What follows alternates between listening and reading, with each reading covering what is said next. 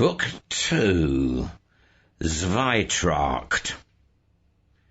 It must have a natural cause. It must have a supernatural cause. Let these two asses be set to grind corn. Frater Perdurabo, OTO, Chinese music, the Book of Lies.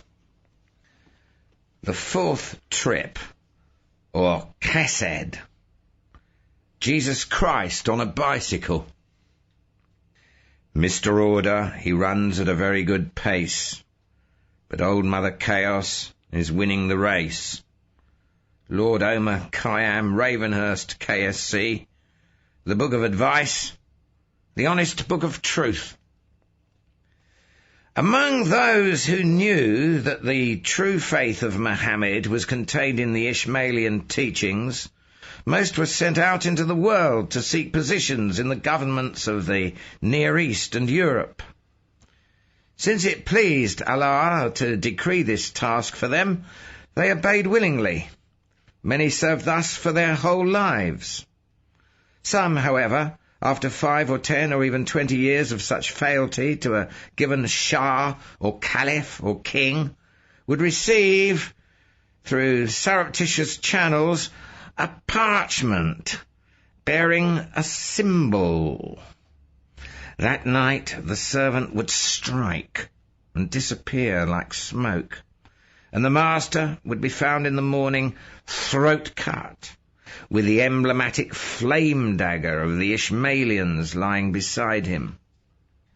Others were chosen to serve in a different manner, maintaining the palace of Hassan-i-Saba himself at Alamut.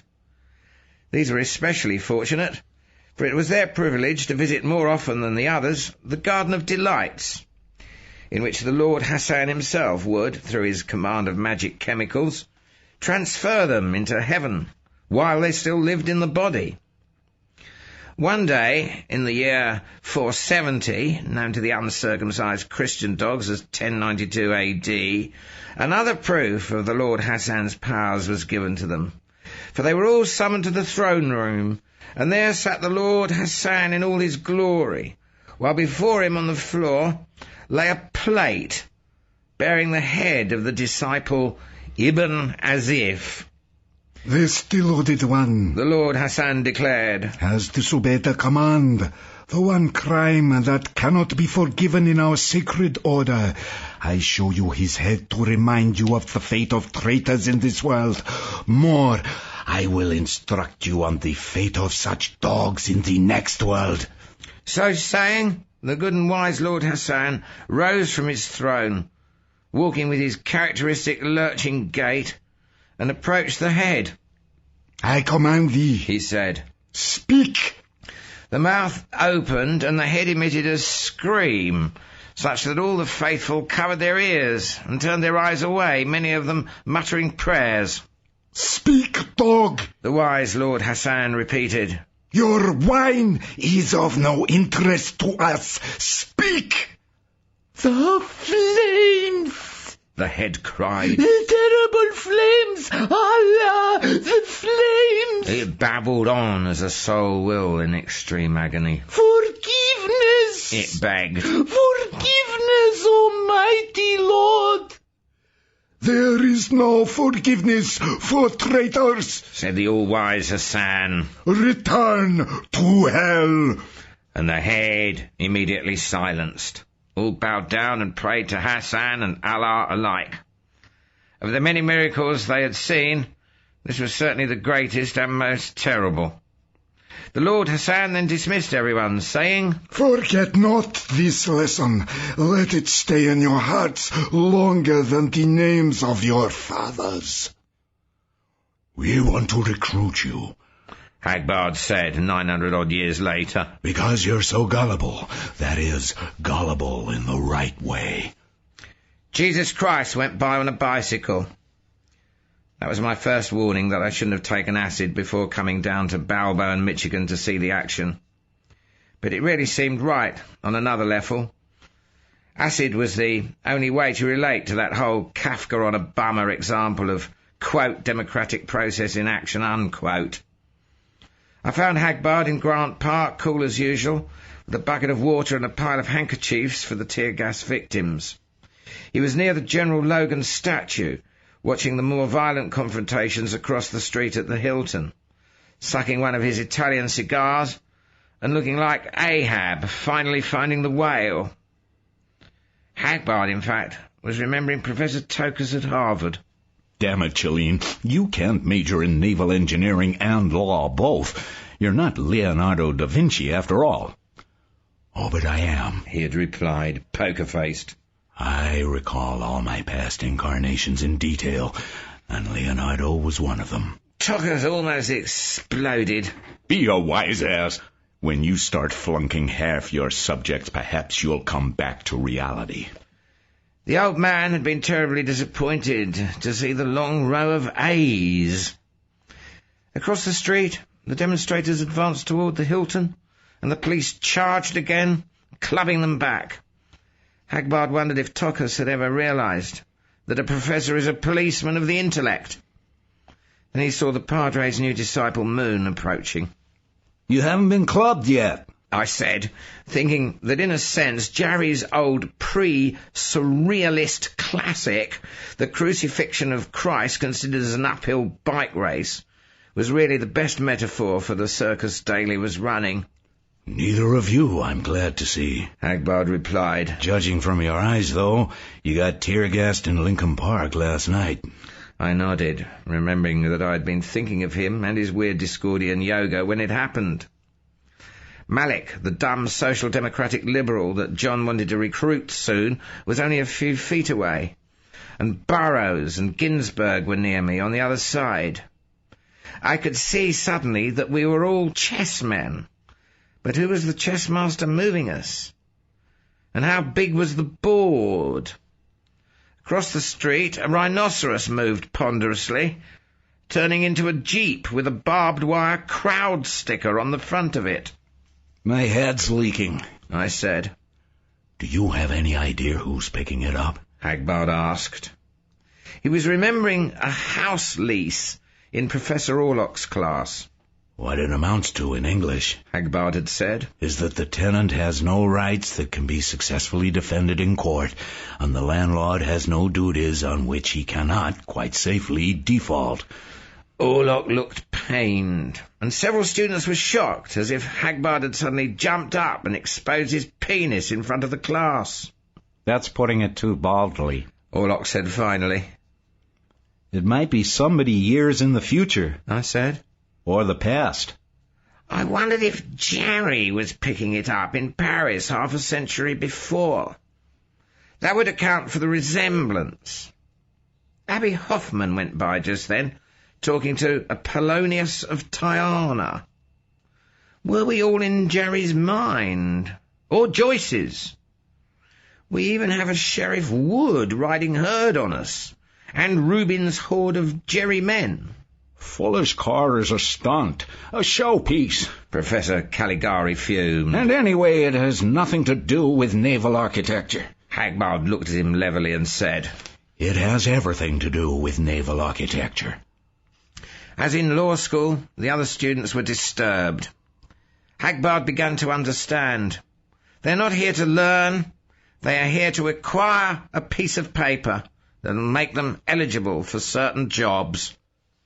There are only a few more memos, Saul said to Muldoon. Let's skim them and call headquarters to see if Danny found this Pat who wrote them. Illuminati Project, Memo 15, 8/6, JM. Here's the weirdest version of the Illuminati history I've found so far. It's from a publication written, edited and published by somebody named Philip Campbell Argyle Stewart, who holds that the conflicts in the world are due to an age-old war between Semitic Khazar peoples and Nordic Faustian peoples. This is the essence of his thinking. My theory is that an extremely devilish imposed overcrust was added to the Khazar population, consisting of humanoids who arrived by flying saucer from the planet Vulcan.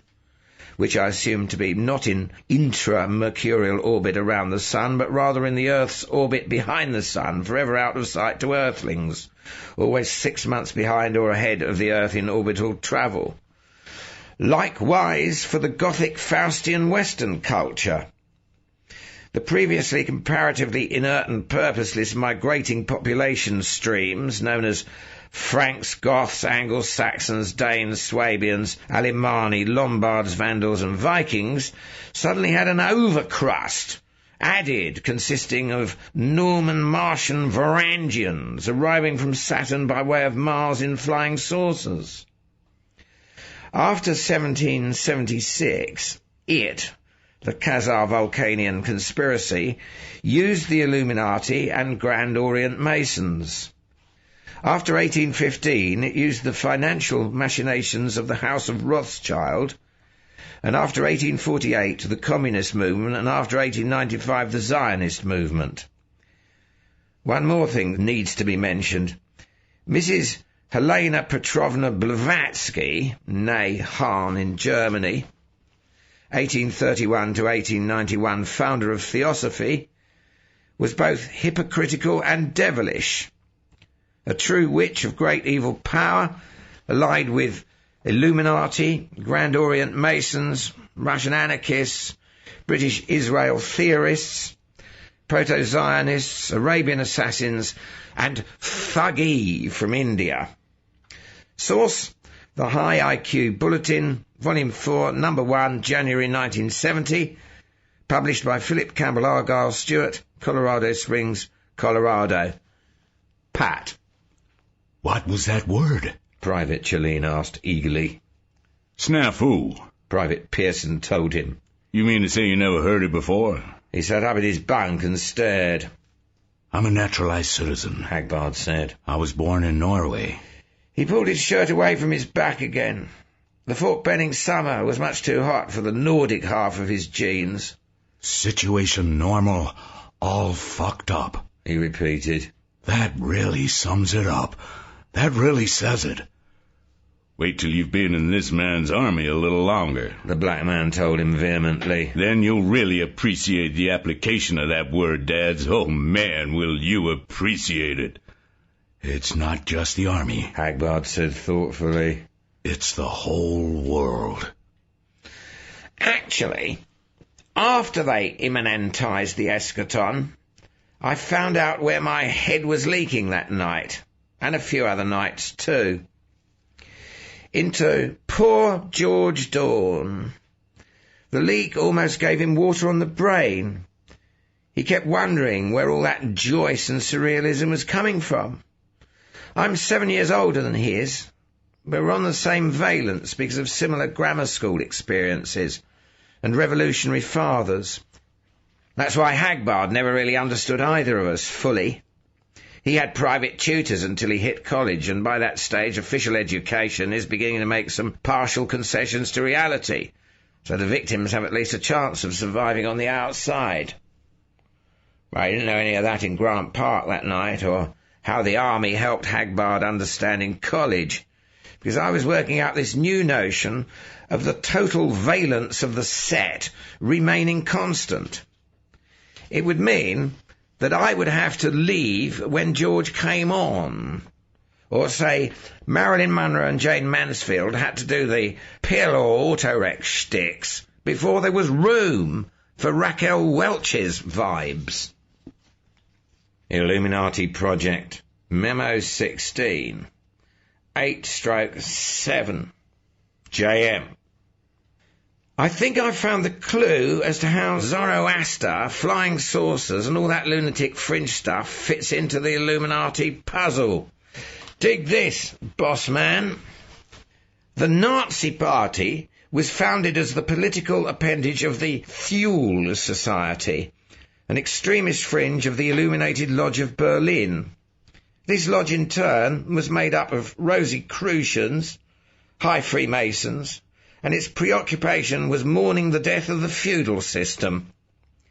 Masons of this time were, like the Federalist Party in post-revolutionary America, working diligently to prevent anarchy, and preserve the old values by bringing about Christian socialism. Indeed, the Aaron Burr conspiracy, which Professor Hofstadter notes was allegedly Masonic in origin, was an American prototype of German intrigues of a century later. To their external scientific socialism, these Masons added mystic concepts, which were thought to be Gnostic in origin. One of these was the concept of Gnosticism itself, called illumination, which held that heavenly beings, directly or indirectly, gave humanity its great ideas, and would come back to Earth after mankind had achieved sufficient progress. Illumination was a brand of Pentecostalism, which was persecuted by Orthodox Christianity for centuries, and had become lodged in Freemasonry through a complex historical process which is impossible to explain without a major digression. It is sufficient to say that the Nazis, being illuminated, felt themselves to be divinely inspired, and therefore felt justified in rewriting the rules of good and evil to suit their own purposes.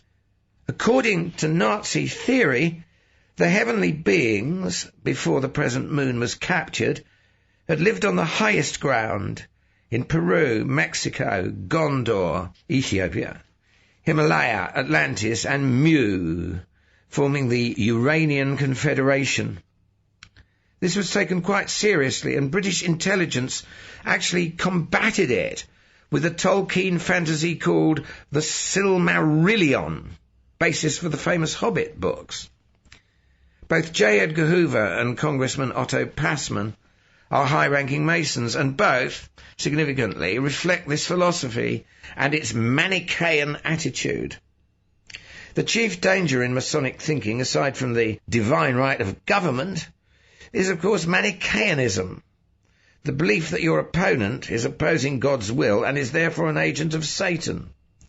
This is the extreme application, and Mr. Hoover usually reserves it for godless communism, but it is almost always present to some degree. Source: The Nazi Religion, Views on Religious Statism in Germany and America, by J.F.C. Moore, Libertarian American, Volume 3, Number 3, August 1969. Pat. They were using mace now, and I saw one photographer snapping a picture of a cop while the cop was still macing him. Heisenberg rides again. From out of the west come the thundering hooves of the great hearse. Joint phenomenon. Except that I was on acid. If I'd been on weed, then it would really, royally be a joint phenomenon. And I heard later that the photographer got an award for that shot. Right then, he didn't look like he was getting an award. He looked like they had just taken off his skin and touched each raw nerve with a dentist's drill. Christ, I said to Hagbard. Look at that poor bastard. I hope I come out of this with just another tear gassing or two. I don't want any of that mace. But acid is placid, you know. And a minute later I was on Joyce's Juices again, and thinking of a drama called Their Mace and My Gripes. I made the first line fruity in honour of Padre Pederastia. What a botch of a pair to plumb this hour's gripes. Bismillah, Hagbard said. Our karma is made by our deeds, not by our prayers. You're on the set, so you take the action as it comes. Cut out that holy man crapperoo and stop reading my mind. I protested. You don't have to go on impressing me. But I was off on another tangent, which went something like this. If this set is Mayor Daley's circus, then Mayor Daley is the ringmaster. If the things below are the things above, as Hermes hermetically hinted, then this set is the biggest set. Mr. Microcosm, meet Mr. Macrocosm. Hi, Mike. Hi, Mac. Conclusion. Mayor Daley, in a small way, is what Krishna is in a large way. QED. Just then, some STS kids who'd been tear-gassed across the street came running our way, and Hagbard got busy handing out wet handkerchiefs. They needed them. They were half-blind, like Joyce splitting his Adam into wise hopes. And I wasn't much help. because I was too busy crying myself. Hagbard! I gasped in ecstasy. Mayor Daley is Krishna. Worse luck for him, he said curtly, distributing the handkerchiefs. He doesn't suspect it. I thought suddenly, Hubert the Hump has coughed and hawked and spat on the streets that Lincoln walked. The water turned to blood. Hagbard was a joking, jolting Jesus. You expected wine, maybe? And I remembered my mother's story about Dillinger at the Biograph. We all sit there, like him, in the Biograph Theatre, dreaming the drama of our lives, then walk outside to the grandmotherly kindness of the lead kisses that wake us back to our slipping beatitude. Except that he found a way to come back. What was it Charlie Mordecai said? First as tragedy, then as farce? Marxism, Leninism. Ed Sanders of the Fugs the night before, talking about fucking in the streets as if he had read my mind, or had I read his, and Lennon's Why Don't We Do It in the Road was recorded a year in the future. The Marx and our groupies. The bloody handkerchiefs dipped into water or wine, and the mass right went on. The mass went right on. The mace they rode.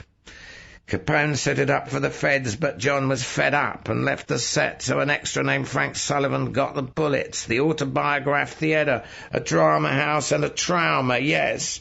I maybe should have taken only half a tab instead of the full 500 mics, because at that point the SD-Eds kids, all of them siding with the Rim 1 at the split next year, looked like they had altar boy robes on, and I thought Hagbard was distributing communion wafers, not handkerchiefs. He looked at me suddenly with that hawk-faced Egyptian glare, and I observed that he had observed Hopalong Horace Heisenberg just where I was at. You don't have to be a waterman, I thought, to know which way my mind is blowing. There was a sound from the crowd, like a subway opening all its doors with a suck of air. I saw the police coming, crossing the street to clear the park. Here we go again, I said. All hail Discordia. SNAFU uber alles. Hagbard grinned, starting to trot beside me. We headed north, figuring that the ones who retreated eastward would get trapped against the wall and creamed. Democracy in action, I said, panting along. There thou mightest behold the very image of authority, he quoted, shifting his water bucket to keep it in balance. I caught the Shakespeare reference and looked back. My mind had already. Each policeman indeed looked like Shakespeare's dog. I remembered the frantic semantics at the LBJ anti-birthday party, when Burroughs insisted Chicago cops were more like dogs than pigs, in contradiction to the SDS rhetoric. Terry Southern, taking his usual maniacal middle course, claimed they were more akin to the purple-assed mandrill, most surly of the baboon family. But most of them hadn't discovered writing yet. Authority? I asked, realizing I'd lost something along the way. We were slowing to a walk. The action was behind us. A is not A, Hagbard explained with that tiresome patience of his. Once you accept A is A, you're hooked. Literally hooked. Addicted to the system. I caught the references to Aristotle, the old man of the tribe with his unfortunate epistemological paresis, and also to that feisty little lady I always imagine is really the lost Anastasia. But I still didn't grok. What do you mean? I asked, grabbing a wet handkerchief, as some of the tear gas started to drift to our end of the park. Chairman Mao didn't say half of it, Hagbard replied, holding a handkerchief to his own face.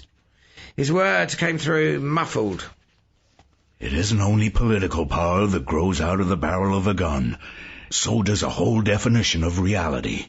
A set, and the action that has to happen on that particular set, and on none other. Don't be so bloody patronizing. I objected, looking around a corner in time and realizing This was the night I would be maced. That's just Marx. The ideology of the ruling class becomes the ideology of the whole society. Not the ideology, the reality. He lowered his handkerchief. This was a public park until they changed the definition. Now the guns have changed the reality. It isn't a public park. There's more than one kind of magic. Just like the Enclosure Acts, I said hollowly. One day the land belonged to the people, the next day it belonged to the landlords. And like the Narcotics Acts, he added, 100,000 harmless junkies became criminals overnight by act of Congress in 1927. 10 years later, in 1937, all the potheads in the country became criminals overnight by act of Congress. And they really were criminals. When the papers were signed, the guns prove it. Walk away from those guns, waving a joint, and refuse to halt when they tell you. Their imagination will become your reality in a second. And I had my answer to Dad. Finally. Just as a cop jumped out of the darkness screaming something about freaking motherfucking fag commies and maced me, as was certain to happen. I knew it as I crumbled in pain on that set. Illuminati Project, Memo 16-8/7. JM. Here's some more info on how Blavatsky, Theosophy, and the motto under the Great Pyramid on the US seal fit into the Illuminati picture, or don't fit into the picture. It's getting more confusing the further I dig into it. This is an article defending Madame Blavatsky after Truman Capote had repeated the John Birch's Society charge that Sirhan was inspired to murder Robert Kennedy by reading Blavatsky's works. Sirhan, Blavatsky, Capote by Ted Zatlin, Los Angeles Free Press, July the 26th, 1968. Birches that attack Madame Blavatsky, though smaller in number and as crazy as ever, find a new home in an atmosphere of suspicion and violence. Truman Capote takes them seriously. Does Mr. Capote know that the Illuminati, according to the sacred Birch doctrine, began in the Garden of Eden, when Eve made it with a snake and gave birth to Cain? That all the descendants of Snake Man Cain belong to a super-secret group known as the Illuminati, dedicated to absolutely nothing but the meanest, low-down evil imagined in the satanic mind of man. Anti-Illuminati John Steinbacher writes in his unpublished book Novus Ordo Seclorum, The New Order of the Ages, today in America, many otherwise talented people are flirting with disaster by associating with those same evil forces. Madame Blavatsky's doctrine was strikingly similar to that of Weishaupt. The author also gives his version of the Birch's version of what the Illuminati are actually trying to accomplish. Their evil goal is to transcend materiality and to bring about one world denying the sovereignty of nations and the sanctity of private property. I don't think I can believe or even understand this, but at least it explains how both the Nazis and the Communists can be pawns of the Illuminati. Or does it, Pat? Property is theft, Hagbard said, passing the peace pipe. If the BIA helps those real estate developers take our land, Uncle John Feather said, that will be theft. But if we keep the land, that is certainly not theft. Night was falling in the Mohawk reservation, but Hagbard saw Sam Three Arrows nod vigorously in the gloom of the small cabin. He felt again that American Indians were the hardest people in the world to understand. His tutors had given him a cosmopolitan education in every sense of the word, and he usually found no blocks in relating to people of any culture. But the Indians did puzzle him at times. After 5 years of specializing in handling the legal battles of various tribes against the Bureau of Indian Affairs and the land pirates it served, he was still conscious that these people's heads were someplace he couldn't yet reach. Either they were the simplest or the most sophisticated society on the planet. Maybe, he thought, they were both. and the ultimate simplicity and the ultimate sophistication are identical. Property is liberty, Hagbard said. I am quoting the same man who said property is theft. He also said property is impossible. I speak from the heart. I wish you to understand why I take this case. I wish you to understand in fullness. Sam Three Arrows drew on the pipe, then raised his dark eyes to Hagbard's. You mean that justice is not known, like a dog who barks in the night? That is more like the unexpected sound in the woods that must be identified cautiously after hard thinking. There it was again. Hagbard had heard the same concreteness of imagery in the speech of the Shoshone at the opposite end of the continent. He wondered idly if Ezra Pound's poetry might have been influenced by habits of speech his father acquired from the Indians. Homer Pound had been the first white man born in Idaho. It certainly went beyond the Chinese, and it came not from books on rhetoric, but from listening to the heart, the Indian metaphor he had himself used a minute ago. He took his time about answering. He was beginning to acquire the Indian habit of thinking a long while before speaking. Property and justice are water, he said finally. No man can hold them. I have spent many years in courtrooms, and I have seen property and justice change when a man speaks. Change as the caterpillar changes to the butterfly. Do you understand me? I thought I had victory in my hands, and then the judge spoke, and it went away, like water running through the fingers. Uncle John Feather nodded. I understand. You mean we will lose again. We are accustomed to losing. Since George Washington promised us these lands, as long as the mountain stands and the grass is green, and then broke his promise and stole part of them back in 10 years. In 10 years, my friend, we have lost, always lost. We have 1 acre left of each 100 promised to us then. We may not lose, Hagbard said. I promise you. The BIA will at least know that they have been in a fight this time. I learn more tricks and get nastier each time I go into a courtroom. I am a very tricky and very nasty person by now. But I am less sure of myself than I was when I took my first case. I no longer understand what I am fighting. I have a word for it. The SNAFU principle, I call it. But I do not understand what it is. There was another pause. Hagbard heard the lid on the garbage can in back of the cabin rattling. That was the raccoon that Uncle John Feather called Old Grandfather, come to steal his evening dinner. Property was theft, certainly in Old Grandfather's world, Hagbard thought. I am also puzzled, Sam Three Arrows said finally. I worked long ago in New York City in construction like many young men of the Mohawk Nation. I found that whites were often like us, and I could not hate them, one at a time. But they do not know the earth or love it. They do not speak from the heart, usually. They do not act from the heart. They are more like the actors on a movie screen. They play roles, and their leaders are not like our leaders. They are not chosen for virtue, but for their skill at playing roles. Whites have told me this in plain words.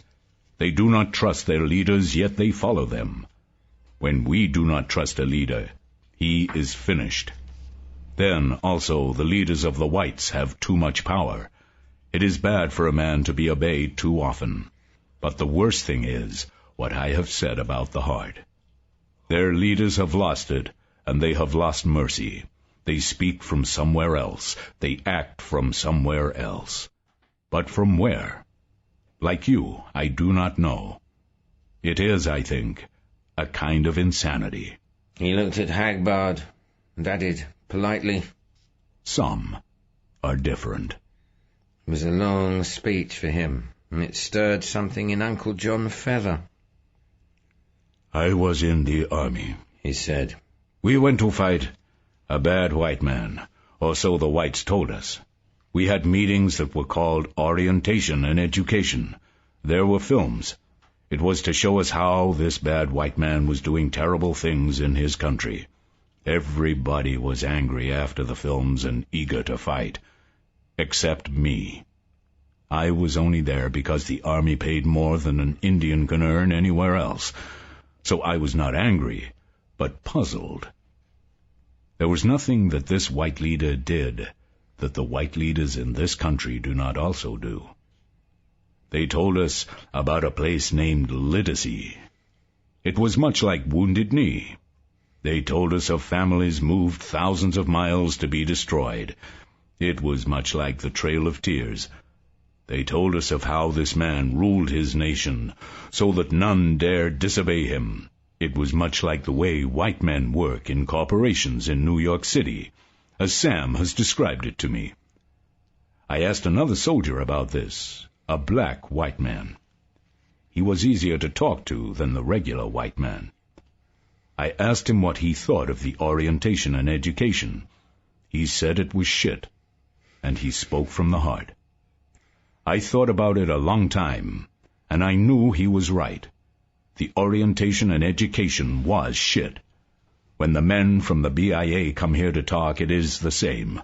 Shit. But let me tell you this. The Mohawk Nation is losing its soul. Soul is not like breath or blood or bone, and it can be taken in ways no man understands. My grandfather had more soul than I have, and the young men have less than me. But I have enough soul to talk to old grandfather, who is a raccoon now. He thinks as a raccoon, and he is worried about the Raccoon Nation, more than I am worried about the Mohawk Nation. He thinks the Raccoon Nation will die soon, and all the nations of the free and wild animals. That is a terrible thing, and it frightens me. When the nations of the animals die, the earth will also die. That is an old teaching, and I cannot doubt it. I see it happening already.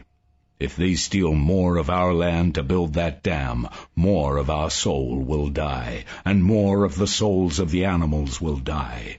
The earth will die, and the stars will no longer shine.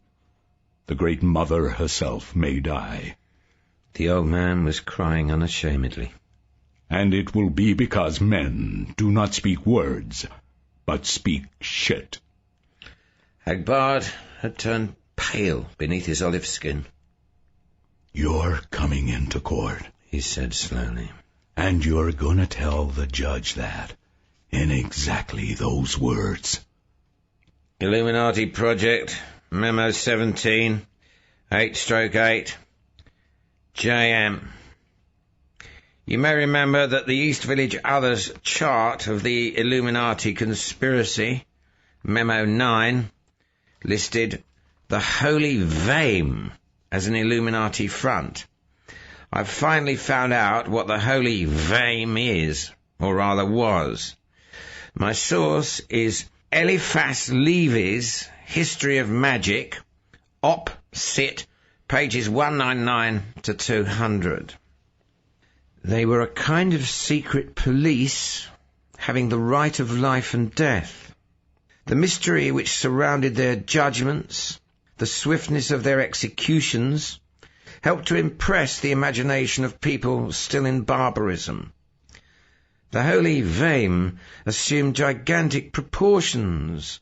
Men shuddered in describing apparitions of masked persons, of summonses nailed to the doors of nobles in the very midst of their watch guards and their orgies, of brigand chiefs found dead with the terrible cruciform dagger in their breasts, and on the scroll attached thereto an extract from the sentence of the Holy Vame.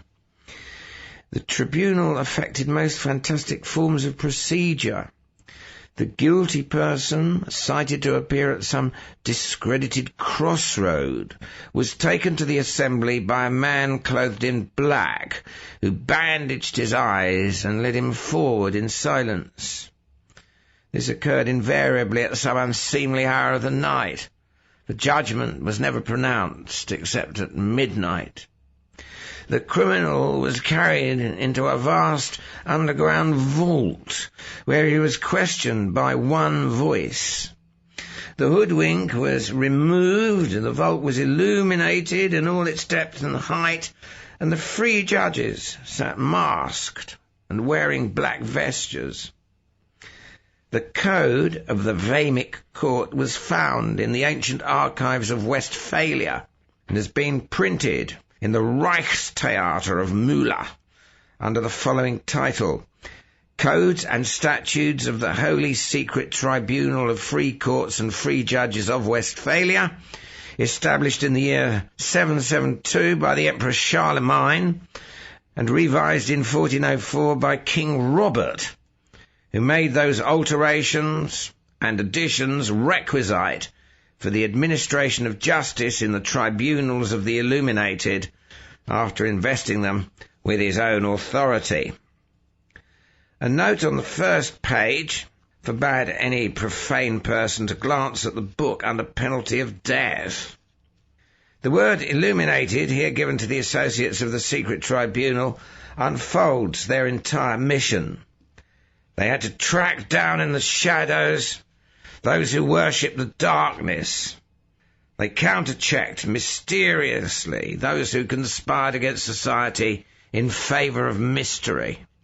But they were themselves the secret soldiers of light, who cast the light of day on criminal plottings. And it is this which was signified by a sudden splendour illuminating the tribunal when it pronounced sentence. So now we have to add Charlemagne to the list of the illuminated, along with Zoroaster, Joachim of Floris, Jefferson, Washington, Aaron Burr, Hitler, Marx, and Madame Blavatsky. Could this all be a hoax? Illuminati Project Memo 18, 8/9, JM. My last memo may have been too hasty in using the past tense in speaking about the Holy Vame. I find that Daral thinks they may still exist. History of Secret Societies, Op. Cit. P211. These terrible courts were never formally abolished. They were reformed by various monarchs. But even in the 19th century it was said that they still existed. They were very much underground. The Nazi werewolves and resistance organizations fighting the communist occupation of East Germany claimed that they were carrying on the tradition of the chivalrous and holy Vame. Perhaps they still are. Pat. Federal Court for the 17th District of New York State. Plaintiffs John Feather, Samuel Arrows et al.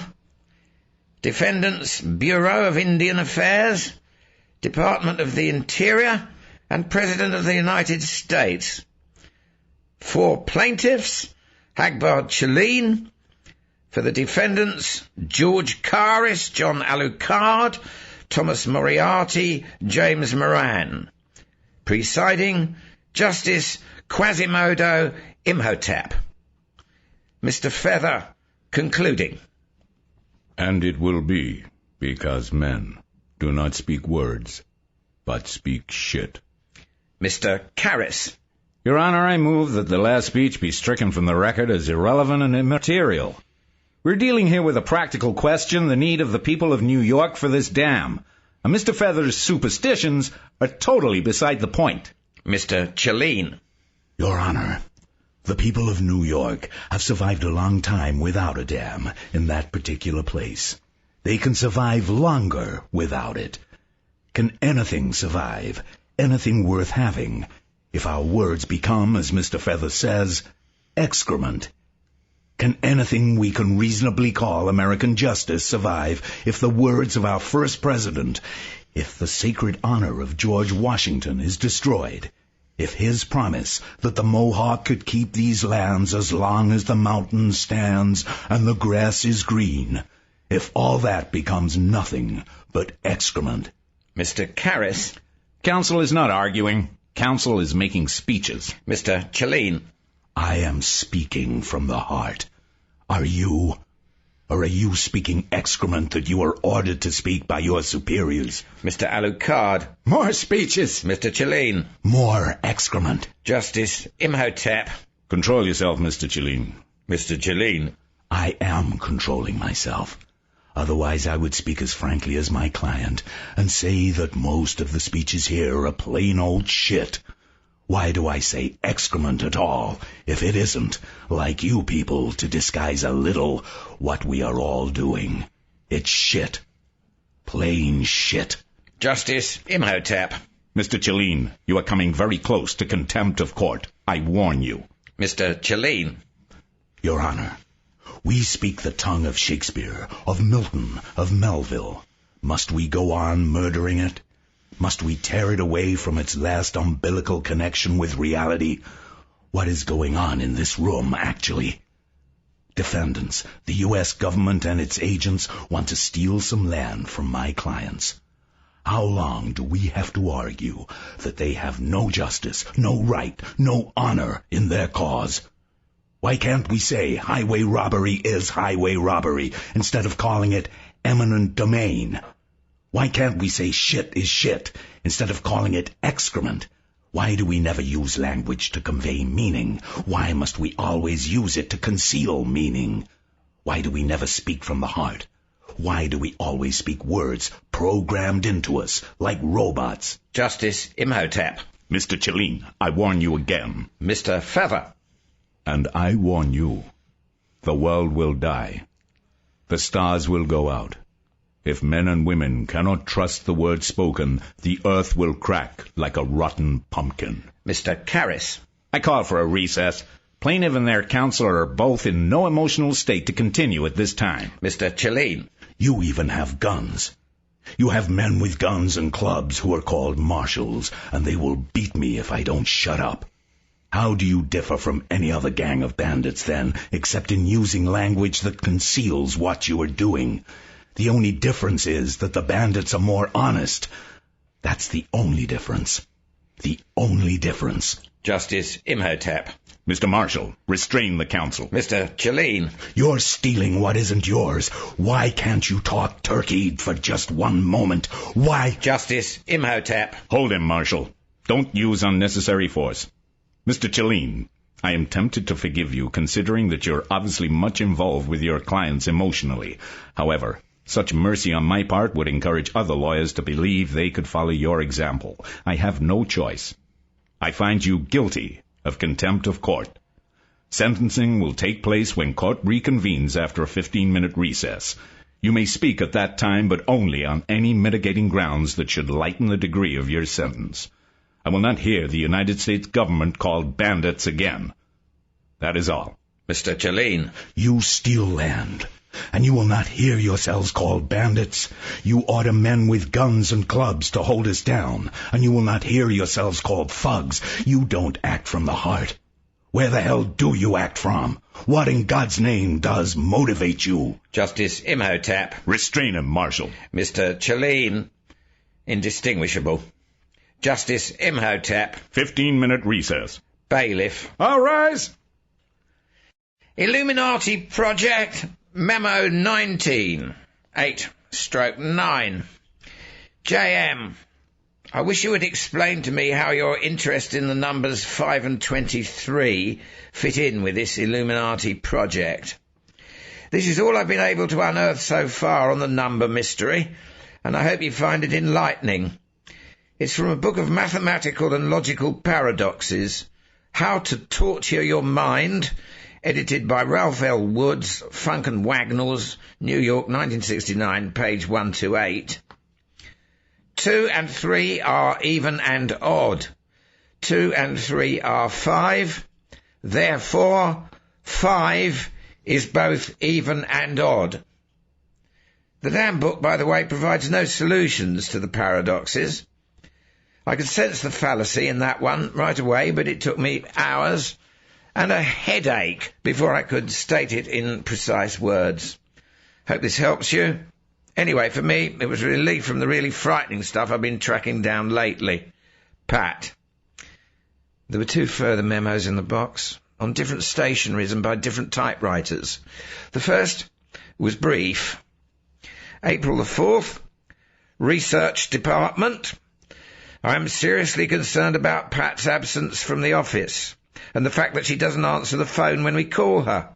Would you send somebody to her apartment to talk to the landlord and try to find out what has happened to her? Joe Malik, editor. The last memo was the oldest in the lot, and already yellowing at the edges. It said, Dear Mr. Mallory, the information and books you requested are enclosed at length. In case you were rushed, here is a quick summary. 1. Billy Graham was in Australia, making public appearances all through last week. There is no way he could have gotten to Chicago. 2. Satanism and witchcraft both still exist in the modern world. The two are often confused by Orthodox Christian writers. But objective observers agree that there is a difference. Satanism is a Christian heresy, the ultimate heresy, one might say, but witchcraft is pre-Christian in origin and has nothing to do with the Christian God or the Christian devil. The witches worship a goddess called Dana or Tana, who goes back to the Stone Age, probably. 3. The John Dillinger Died for You Society has its headquarters in Mad Dog, Texas, but was founded in Austin, Texas, several years ago. It's some kind of poker-faced joke, and is affiliated with the Bavarian Illuminati, another bizarre bunch at the Berkeley campus of the University of California. The Illuminati pretend to be a cabal of conspirators who run the whole world behind the scenes. If you suspect either of these groups of being involved in something sinister, you've probably just fallen for one of their put-ons. W.H. So this thing was already linked to Mad Dog several years ago, Saul said thoughtfully. And Malik was already assuming an alternative identity, since the letter is obviously addressed to him.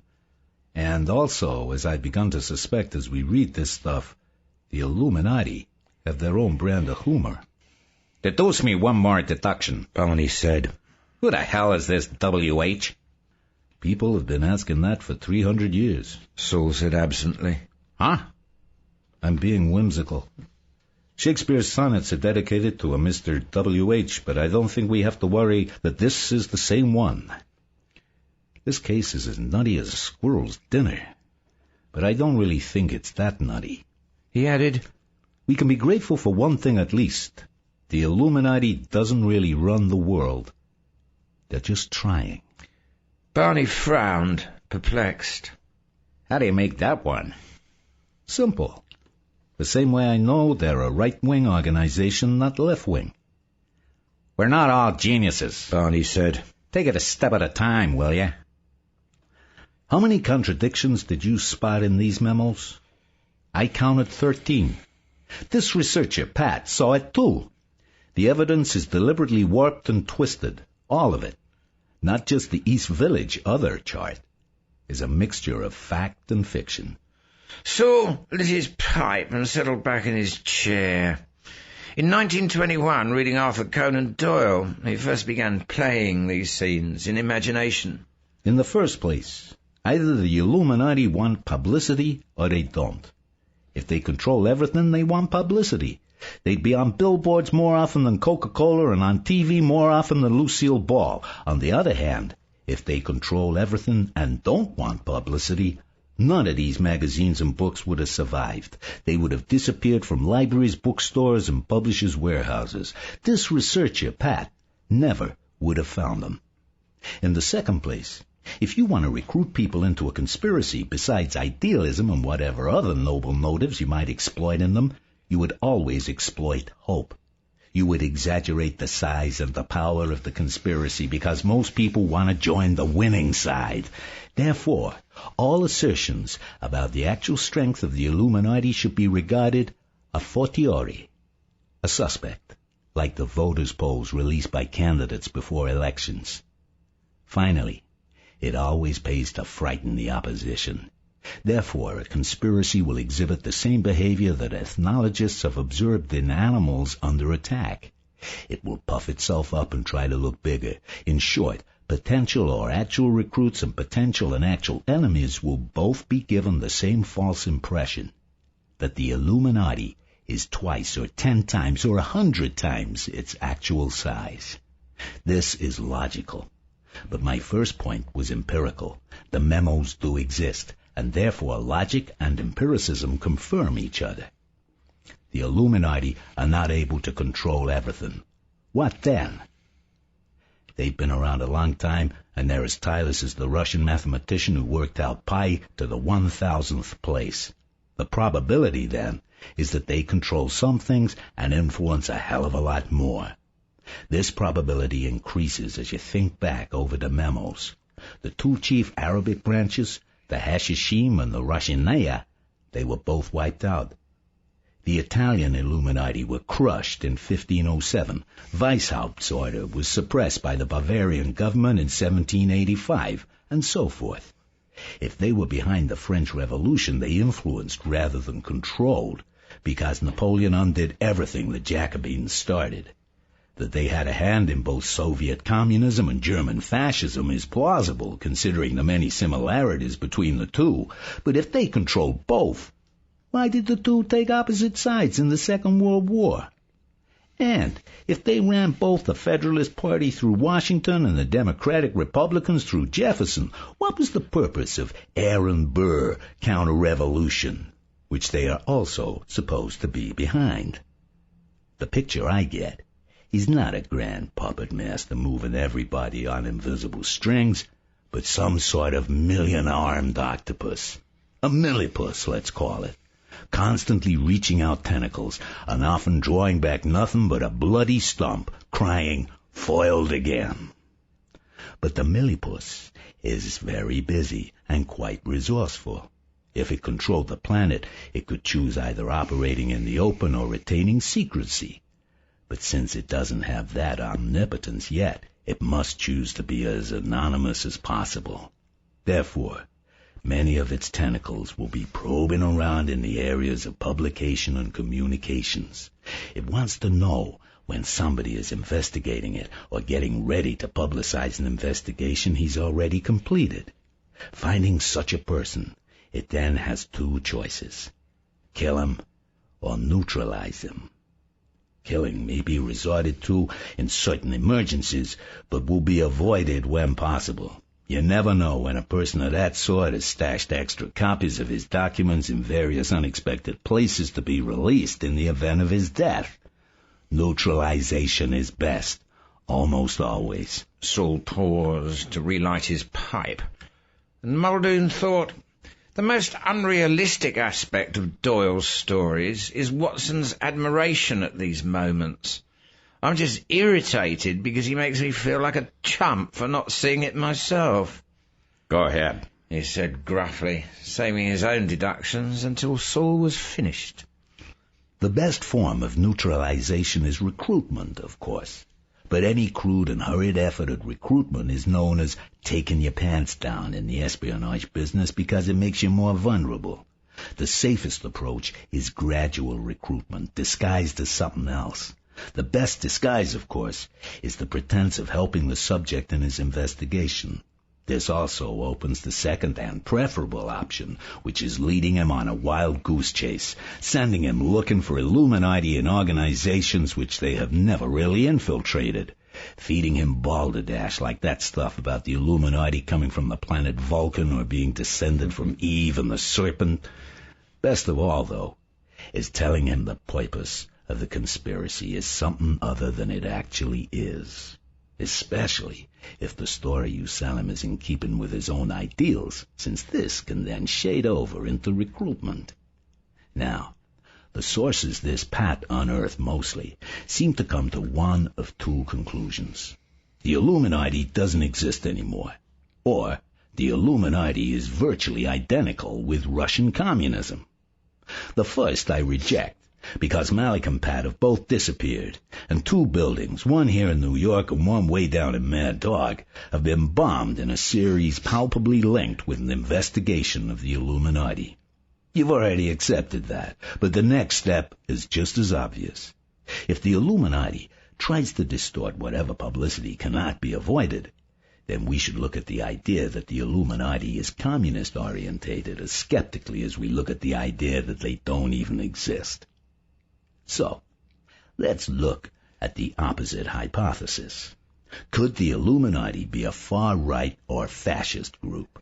Well, if Malik's information was in any way accurate, they seem to have some kind of special headquarters or central office in Mad Dog, and that's Ku Klux and God's Lightning territory. Also, whatever their history before Adam Weishaupt, they seem to have gone through some reformation and revitalization under his leadership. He was a German and an ex-Catholic just like Hitler. One of his illuminated lodges survived long enough to recruit Hitler in 1923, according to a memo that might be the most accurate one in the lot for all we know. Considering the proclivities of the German character, Weishaupt could likely be an anti-Semite. Most historians I've read on Nazi Germany agree to at least the possibility that there was a secret doctrine which only the top Nazis shared among themselves and didn't tell the rest of the party. That doctrine might be pure Illuminism. Take up the many doctrine links between Illuminism and Freemasonry, and the known anti-Catholicism of the Masonic movement. Add in the fact that ex-Catholics are frequently bitter against the Church, and both Weishaupt and Hitler were ex-Catholics, and we get a hypothetical anti-Jewish, anti-Catholic, semi-mystical doctrine that would sell equally well in Germany and in parts of America. Finally, while some left extremists might want to kill the Kennedys and Reverend King, all three were more likely targets for right-wingers, and the Kennedys would be especially abhorrent to anti-Catholic rightists. A last point, Saul said. Consider the left-wing orientation of confrontation. The editor, Malik, would probably not give much credence to most of the sources quoted in the memos, since the majority are from rightist publications, and most of them allege that the Illuminati is a leftist plot. His most probable reaction will be to dismiss this as another right-wing paranoia, unless he had other sources besides his own research department. Notice how cagey he is. He doesn't tell his associate editor, Peter Jackson, anything about the Illuminati itself, just that he wants a new investigation of the last decade's assassinations. The bottom memo is so old and yellow, it suggests he got his first clue several years ago, but didn't act. Pat asks him why he's hiding all this from the reporter, George Dorn. Finally, he disappears. He was getting information from someplace else, and it revealed a plot he could believe in and finally fear. That would probably be a fascist plot, anti-Catholic, anti-Jewish, and anti-Negro. Muldoon grinned. For once I don't have to play Watson, He thought. Brilliant. He said. You never cease to amaze me, Saul. Would you glance at this, though, and tell me how it fits in? He handed over a piece of paper. I found it in a book on Malik's bedside table. The paper was a brief scrawl in the same handwriting as the occasional jottings on the bottoms of Pat's memos. Pres Garfield, killed by Charles Guiteau, a Roman Catholic. Pres McKinley, ditto by Leon Czolgosz, a Roman Catholic. Pres Theodore Roosevelt, attempted assassination by John Schrank, a Roman Catholic.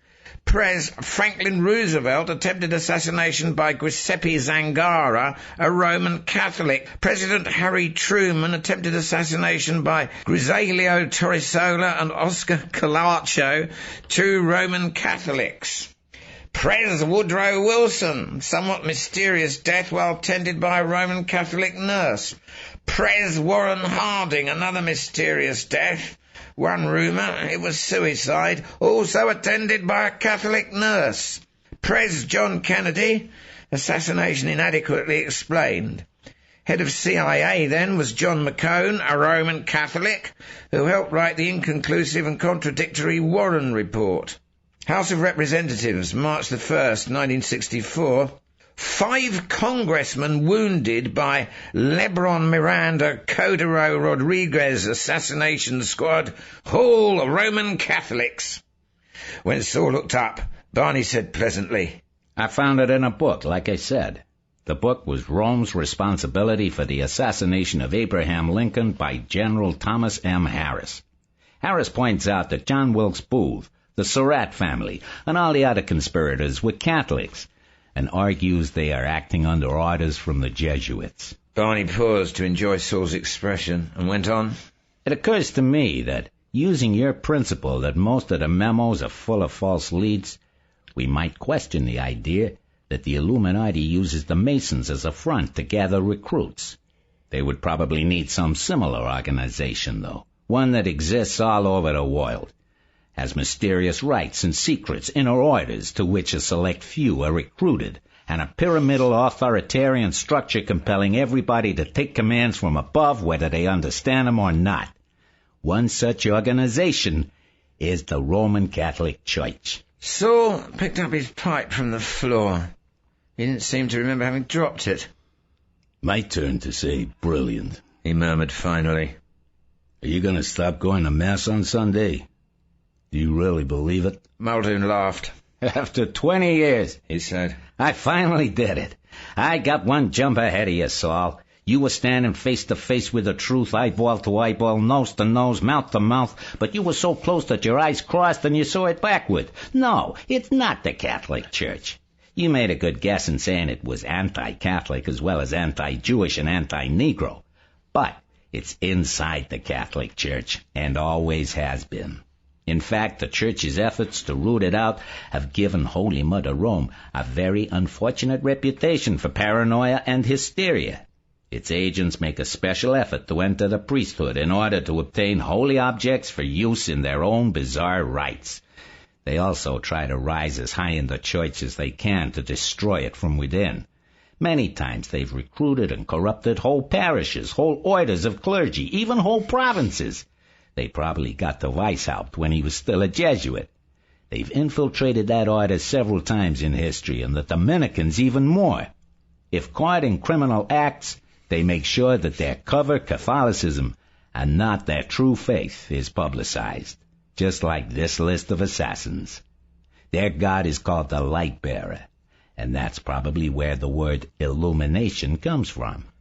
And Malik asked about him a long time ago and was told by this W.H., quite correctly, that they still exist. I'm talking about the Satanists, of course. Of course, Saul repeated softly. Of course. That pentagon that keeps popping up, it's in the middle of the pentacle for summoning the devil. Fascism is their only political facet. Basically, they're a theology, or an anti-theology, I guess. But what in hell, literally in hell, is their ultimate objective then? Don't ask me. Barney shrugged. I can follow my brother when he talks about the history of Satanism, but not when he tries to explain its motivations. He uses technical, theological terms about immanentizing the eschaton. But all I can understand is that it has something to do with bringing on the end of the world. Saul turned ashen. Barney, he cried. My God, Fernando Poo. But that was settled. That's just it. The usual technique of the false front. The real threat is coming from somewhere else, and they mean to do it this time. Muldoon shook his head. But they must be crazy. Everybody's crazy, Saul said patiently, if you don't understand his motives. He held up his tie. Imagine you arrive in a flying saucer from Mars, or from Vulcan, like the Illuminati did, according to one of our allegedly reliable sources. You see me get up this morning and for no clear reason wrap this cloth around my neck, in spite of the heat. What explanation can you think of? I'm a fetishist, a nut, in other words. Most human behavior is that sort, not orientated to survival, but some symbol system that people believe in. Long hair, short hair, fish on Friday, no pork, rising when the judge enters the room. All symbols, symbols, symbols. Sure, the Illuminati are crazy from our point of view, but from their point of view, we're crazy. If we can find out what they believe, what their symbols mean to them, we'll understand why they want to kill most of the rest of us, or all of the rest of us. Barney, call your brother. Get him out of bed. I want to find out more about Satanism. The devil, the president shouted on March 27. Nuclear war over an insignificant place like Fernando Poo? You must be mental. The American people are tired of our army policing the whole world. Let Equatorial Guinea fish its own nuts out of the troubled waters, or whatever that expression is. Wait, said the director of the CIA. Let me show you these aerial photographs. Back at the Watergate, G. Gordon Liddy carefully aims his pistol and shoots out the street light. In memory, he's in an old castle at Millbrook, New York, eagerly searching for naked women and not finding any. Beside him, Professor Timothy Leary is saying, with maddening serenity, "But science is the most ecstatic kick of all. The intelligence of the galaxy is revealed in every atom, every gene, every cell." We'll get him back, Liddy thinks savagely, if we have to assassinate the whole Swiss government. That man is not going to remain free. Beside him, Bernard Barker shifts nervously, as in right angular time a future president metamorphoses the plumbers into the cesspool cleaners. But now, inside the Watergate, the Illuminati bug is unnoticed by those planting the creep bug, although both were subsequently found by the technicians installing the bugger bug. It's the same intelligence making endlessly meaningful patterns. Dr. Leary goes on enthusiastically. Here, kitty kitty. Hagbard repeats for the 109th time. The devil. Father James Augustine Muldoon repeated. Well, that's a very complicated story. Do you want me to go all the way back to Gnosticism? Saul, listening on the extension phone, nodded a vigorous affirmative. Go back as far as you have to, Barney said. This is a complicated matter we're trying to untangle here. Okay, I'll try to remember you're not in my theology class at Fordham and keep this as brief as I can. The priest's voice faded and then came back. Probably he was shifting the phone as he got out of bed and moved to a chair. Saul guessed. There were many approaches to Gnosticism. The voice went on in a moment. All of them centered on gnosis, direct experience of God, as distinguished from mere knowledge about God. The search for gnosis, or illumination as it was sometimes called, took many odd forms. Some of them probably similar to Oriental yogas, and some of them using the very same drugs that modern rebels against the slow path of orthodox religion have rediscovered. Naturally, with such a variety of paths to gnosis, different pilots would land at different ports, each insisting he had found the real New Jerusalem. Mystics are all a bit funny in the head anyway, the priest added cynically, which is why the church locks them up in mental hospitals and euphemistically calls these institutions monasteries. But I digress. What you're interested in, I guess, is Cainism and Manichaeanism. The former regarded Cain as a specially holy figure because he was the first murderer.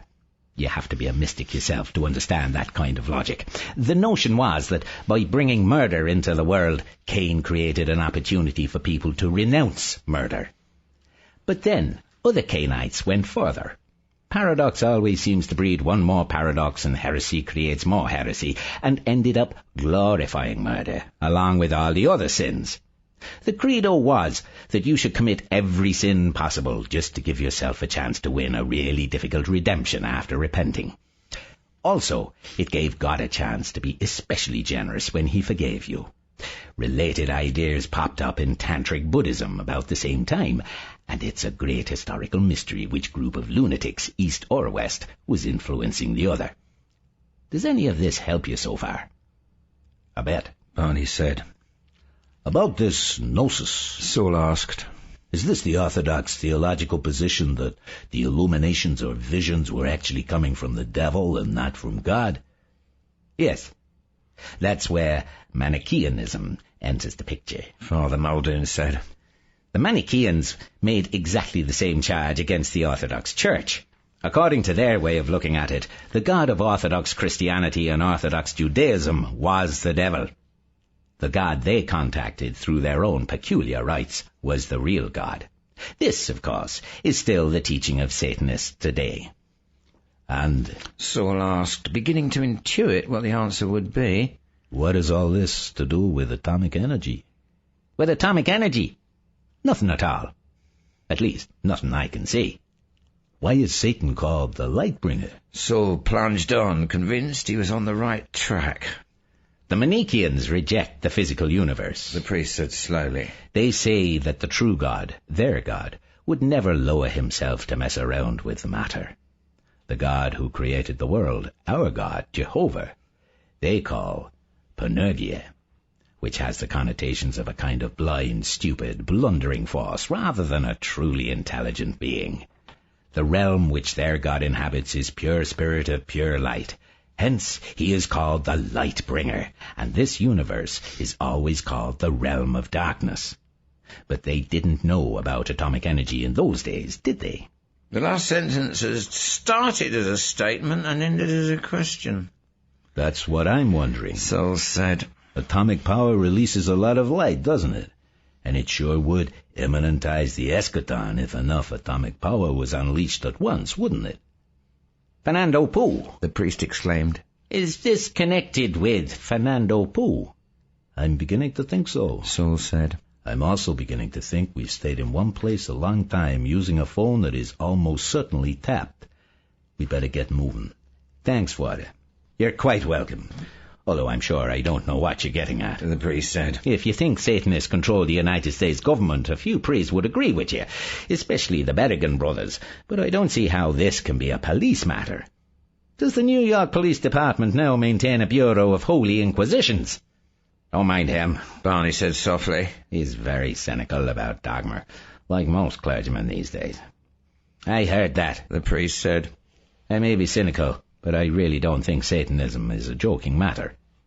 And your friend's theory is very plausible in its way. After all, the Satanist motive in infiltrating the church in the old days was to disgrace the institution thought to represent God on earth. Now that the United States government makes the same claim, well, that may be a joke or a paradox on my part, but it's the way their minds work, too. I'm a professional cynic. A theologian must be these days if he isn't going to seem a total fool to young people with their skeptical minds. But I'm orthodox or downright reactionary about the Inquisitions. I've read all the rationalist historians, of course, and there was certainly an element of hysteria in the church in those days, but still, Satanism is not any less frightening than cancer or plague. It is totally inimical to human life, and in fact to all life. The church had good reasons to be afraid of it, just as people who are old enough to remember have good reasons to be panicky at any hint of a revival of Hitlerism. Saul thought of the cryptic evasive phrases in Eliphas Levi, the monstrous gnosis of Manes, the cultus of material fire. And nearly 10 years ago, the hippies gathered at the Pentagon, hanging flowers on the MPs' rifles, chanting, "Out, demon, out!" Hiroshima, the white light of the void. Wait, Saul said. Is there more to it than just ideas about killing? Isn't killing a mystical experience to the Satanists? Of course, the priest replied. That's the whole point. They want gnosis, personal experience, not dogma, which is somebody else's word. Rationalists are always attacking dogma for causing fanaticism, but the worst fanatics start from gnosis. Modern psychologists are just beginning to understand some of this. You know how people in explosive group therapy sessions talk about sudden bursts of energy occurring in the whole group at once? One can get the same effect with dancing and drum beating. That's what it's called, a primitive religion. Use drugs nowadays, and you're a hippie. Do it with sex, and you're a witch, or one of the Knights Templar.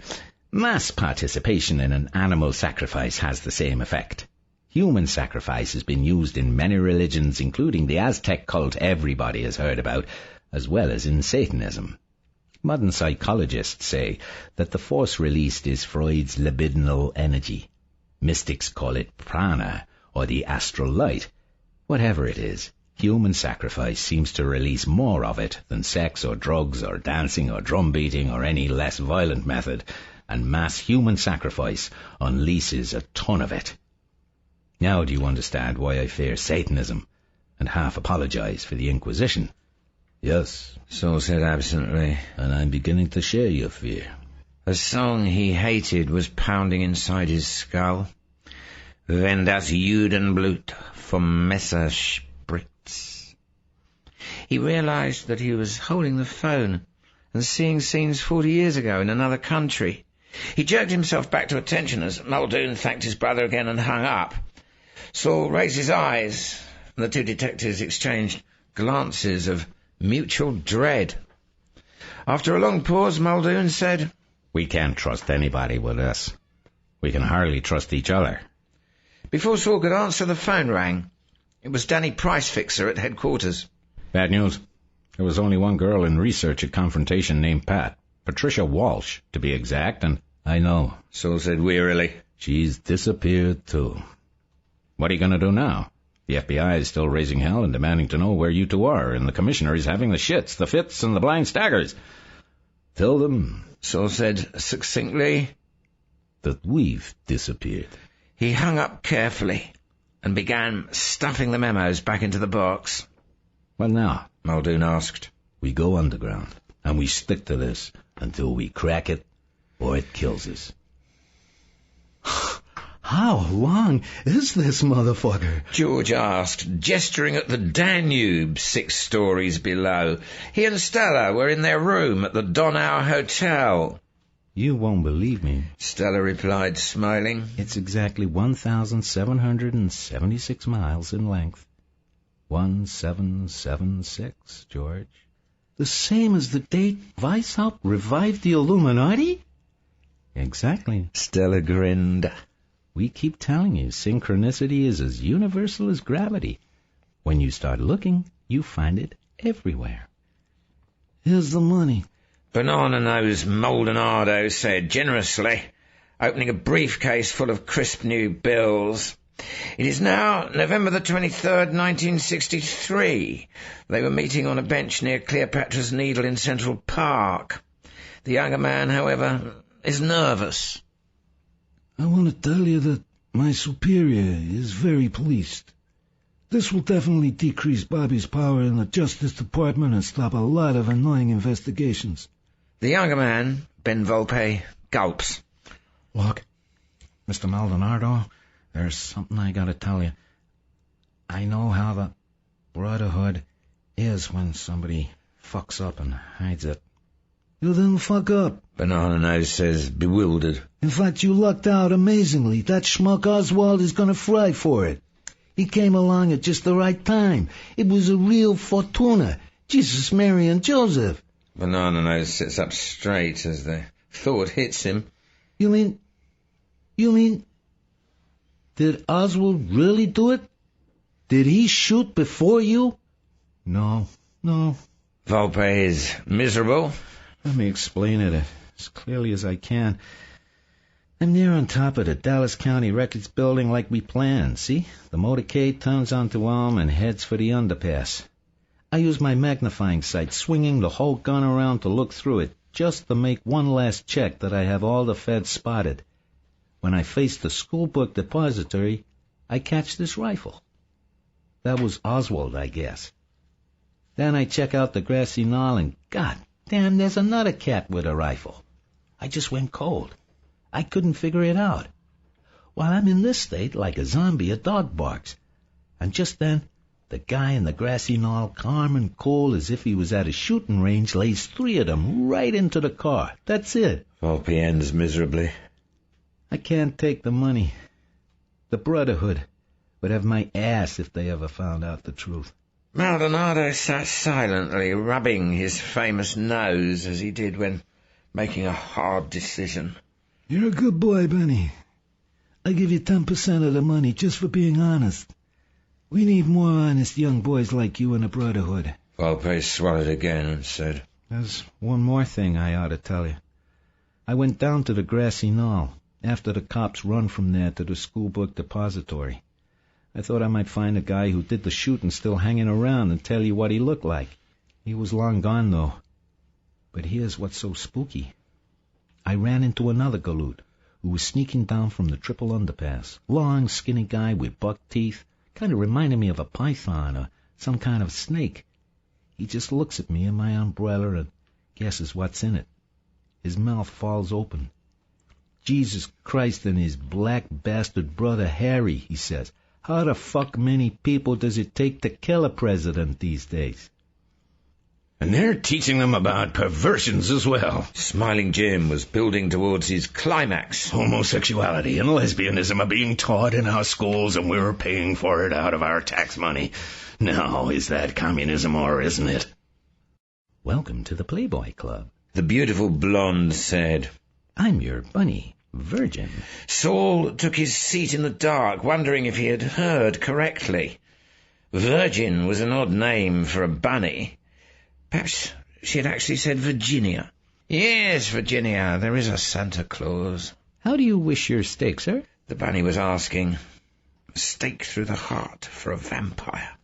Medium well, Saul said, wondering why his mind was wandering in such odd directions. Odd erections, somebody said in the nearby dark, or was it a distorted echo of his own voice? Medium well, the bunny repeated, seemingly speaking to the wall. A medium wall, Saul thought. Immediately the wall opened and Saul was looking into a combination kitchen and butcher shop. A steer was standing not 5 feet from him, but before he could recover from this shock, a male figure, stripped to the waist and wearing the hood of a medieval executioner, caught his attention. With one stroke of a huge hammer, this figure knocked the steer unconscious, and it fell to the floor with a crash. Immediately, the executioner produced an axe and chopped its head off. Blood gushed in a crimson pool from its neck.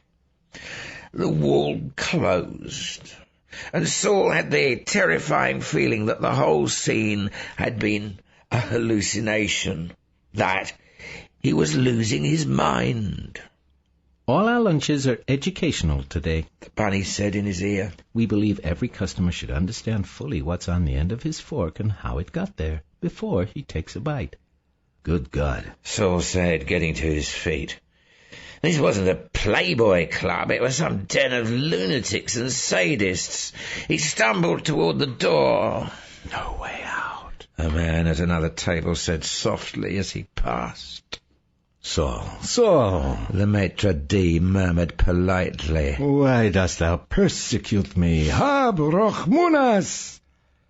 It's a drug, Saul said thickly. You've given me a drug. Of course, that was it. Something like mescaline or LSD. And they were guiding his hallucinations by providing proper stimuli. Perhaps they were even faking some of the hallucinations. But how had he fallen into their hands?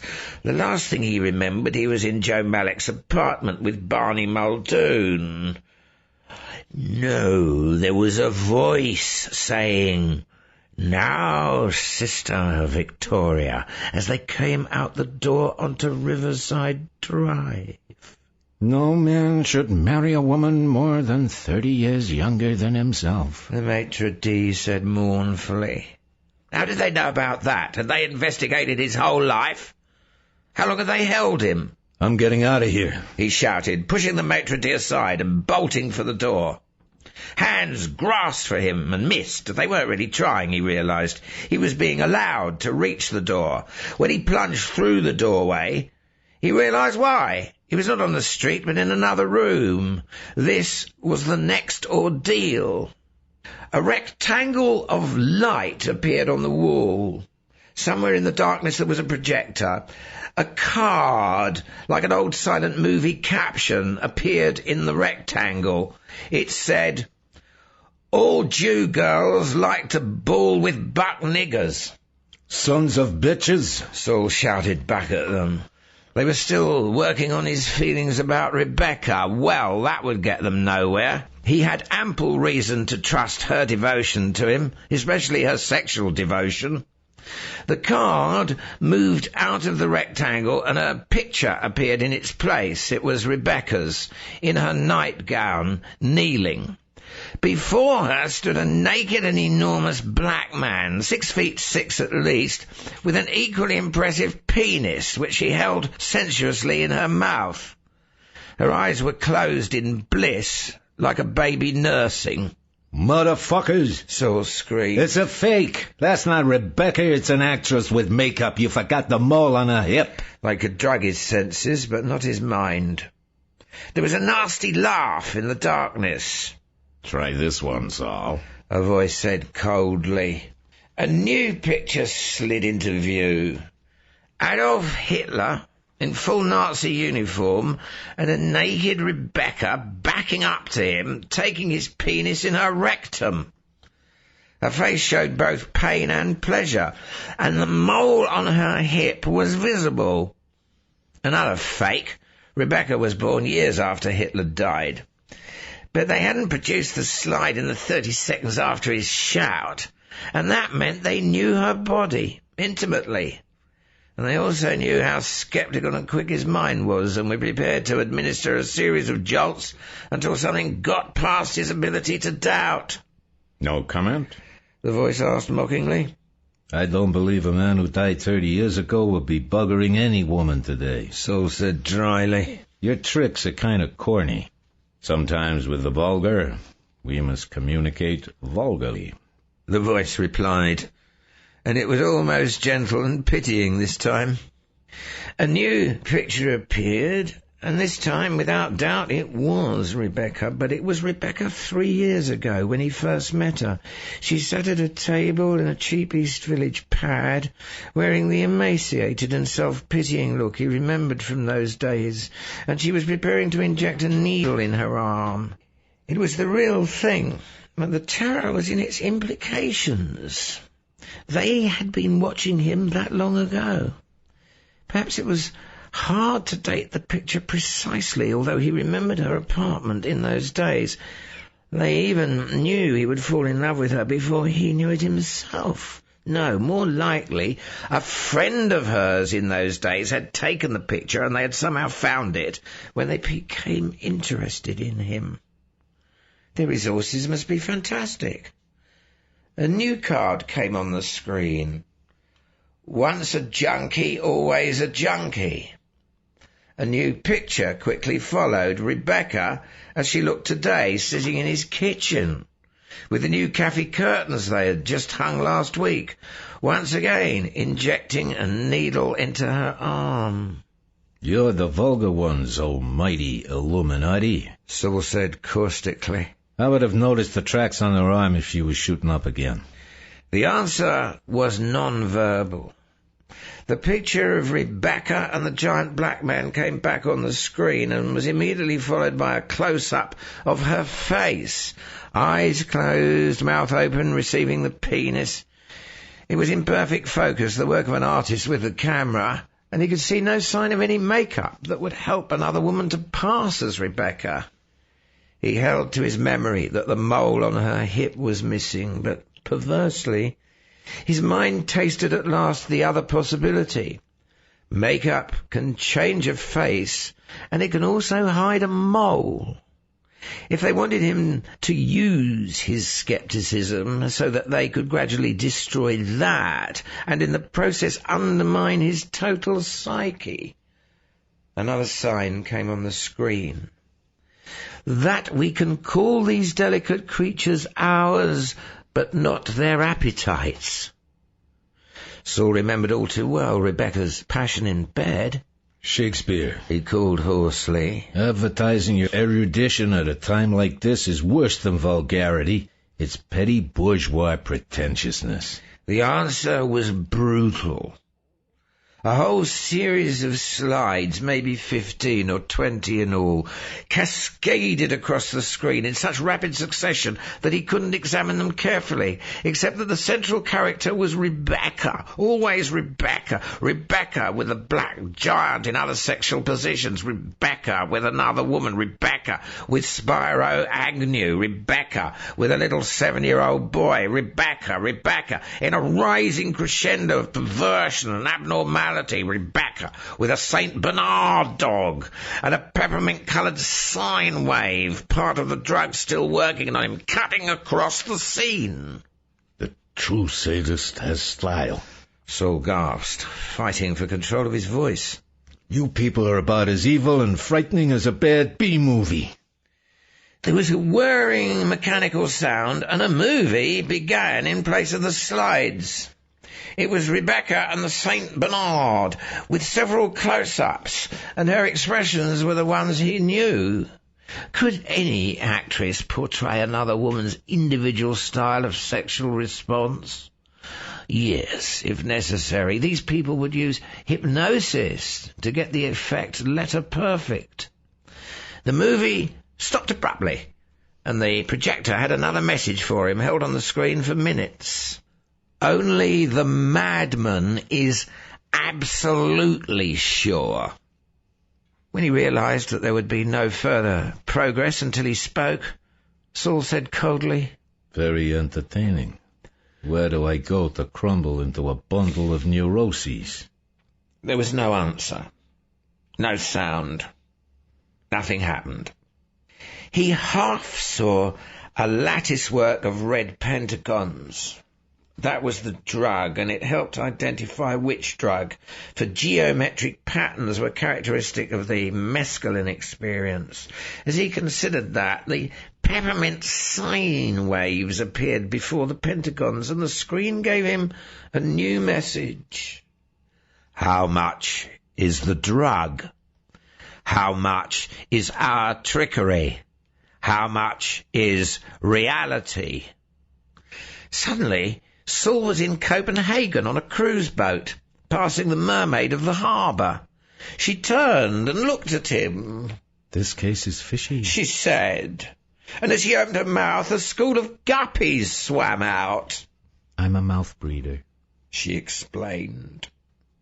Saul had a reproduction of that famous statue in his home, which must be the source of the hallucination, yet he was strangely disturbed. Her punning words seemed to conceal a deeper meaning than mere casual references to the confrontation bombing, something that went back through his whole life, and explained why he had purchased the statue in the first place.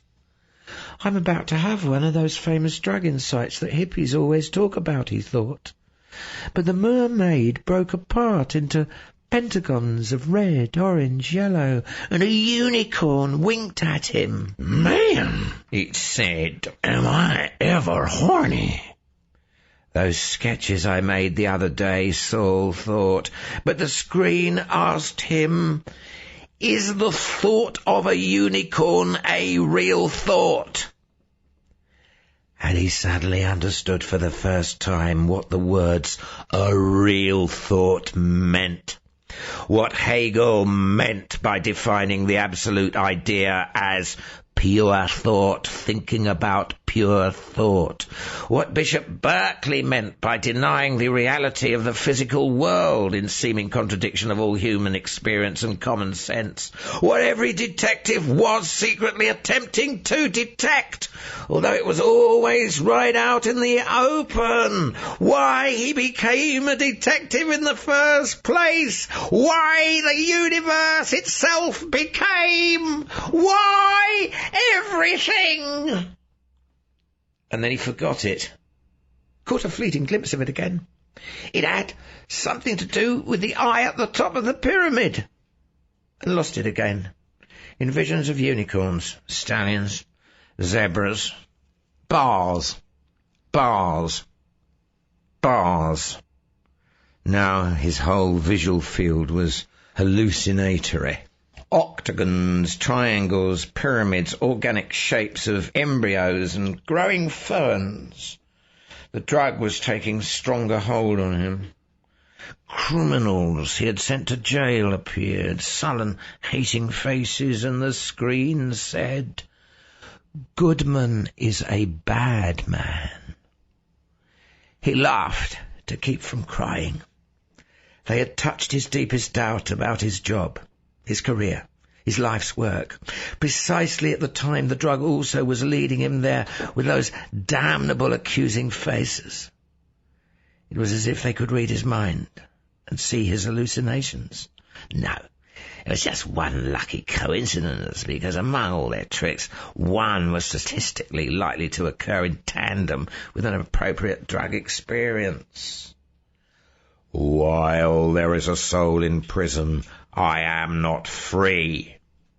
Saul laughed again, more wildly, almost hysterically, and knew, even more clearly than before, the tears hiding behind the laughter. "Prison reforms nobody. My life is wasted. I offer society a delusion of security, but not a real service. Worse yet, I have known it for years and lied to myself." The sense of total failure and utter bitterness that washed over Saul at that moment was, he knew, not produced but only magnified by the drug.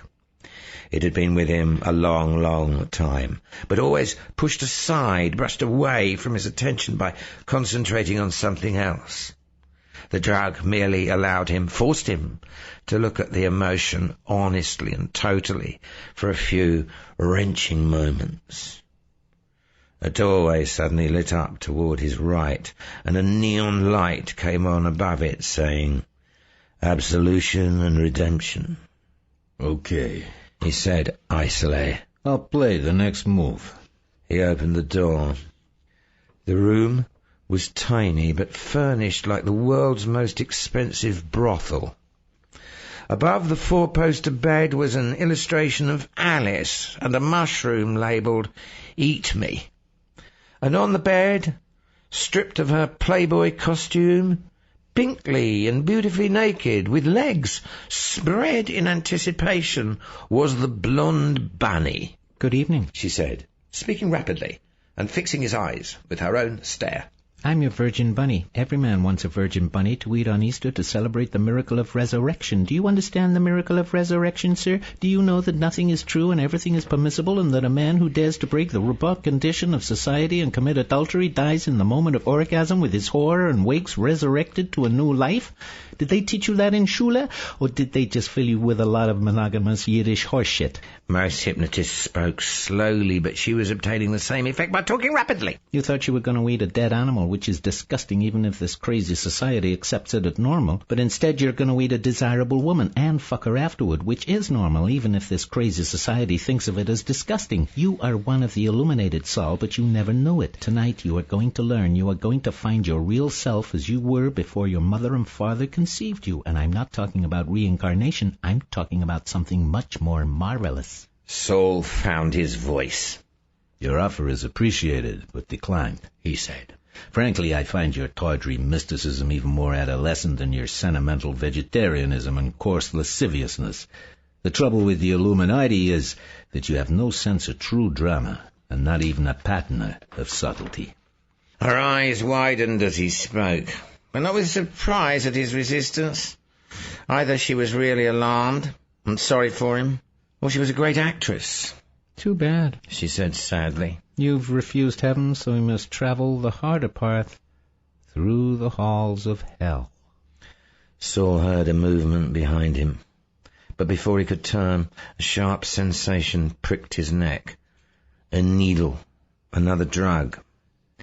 Just as he was guessing they had given him a stronger psychedelic to escalate the effect, he felt consciousness slipping away. It was a narcotic, or a poison. The wagon started with a jerk. We were off to see the wizard, the wonderful Wizard of Arse.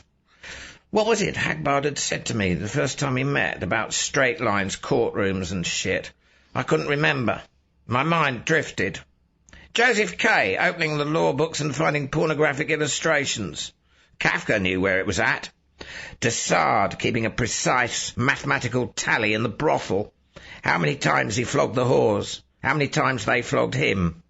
The Nazis counting every gold filling in the corpses at Auschwitz. Shakespeare scholars debating about that line in Macbeth. Was it benches or banks of time? The prisoner may approach the bench.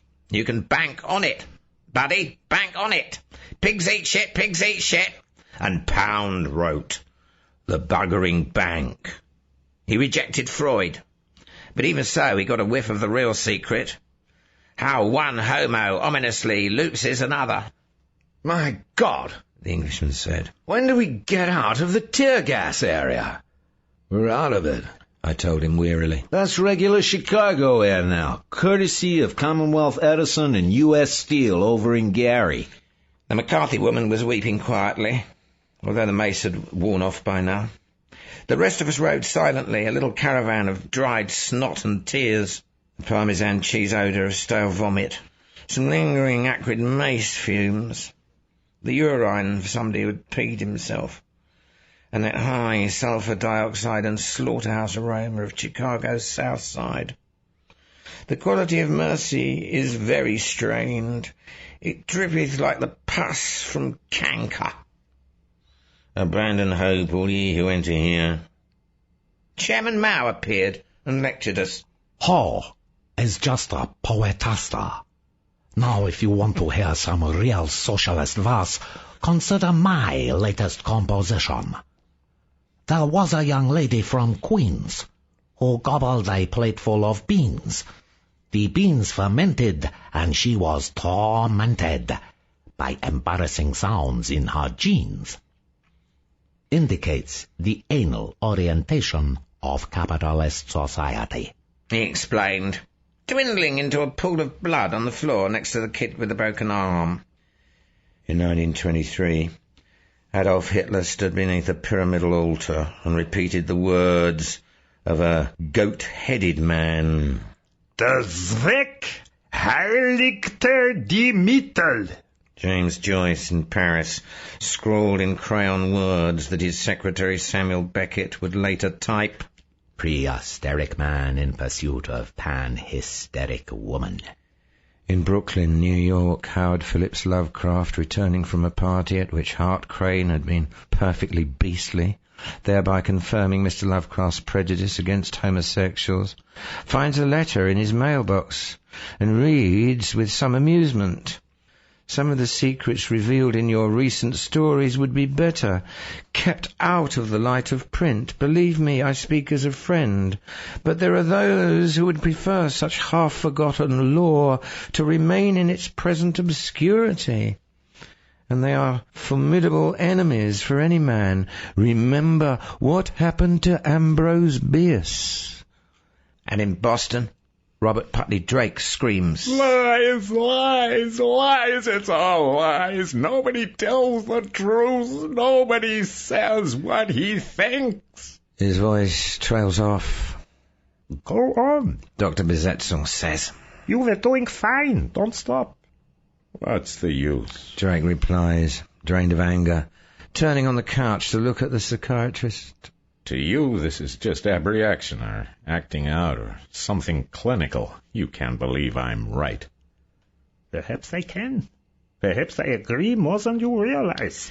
The doctor looks up from his pad and meets Drake's eyes. Are you sure you're not just assuming I'll react like everybody else you've tried to tell this to?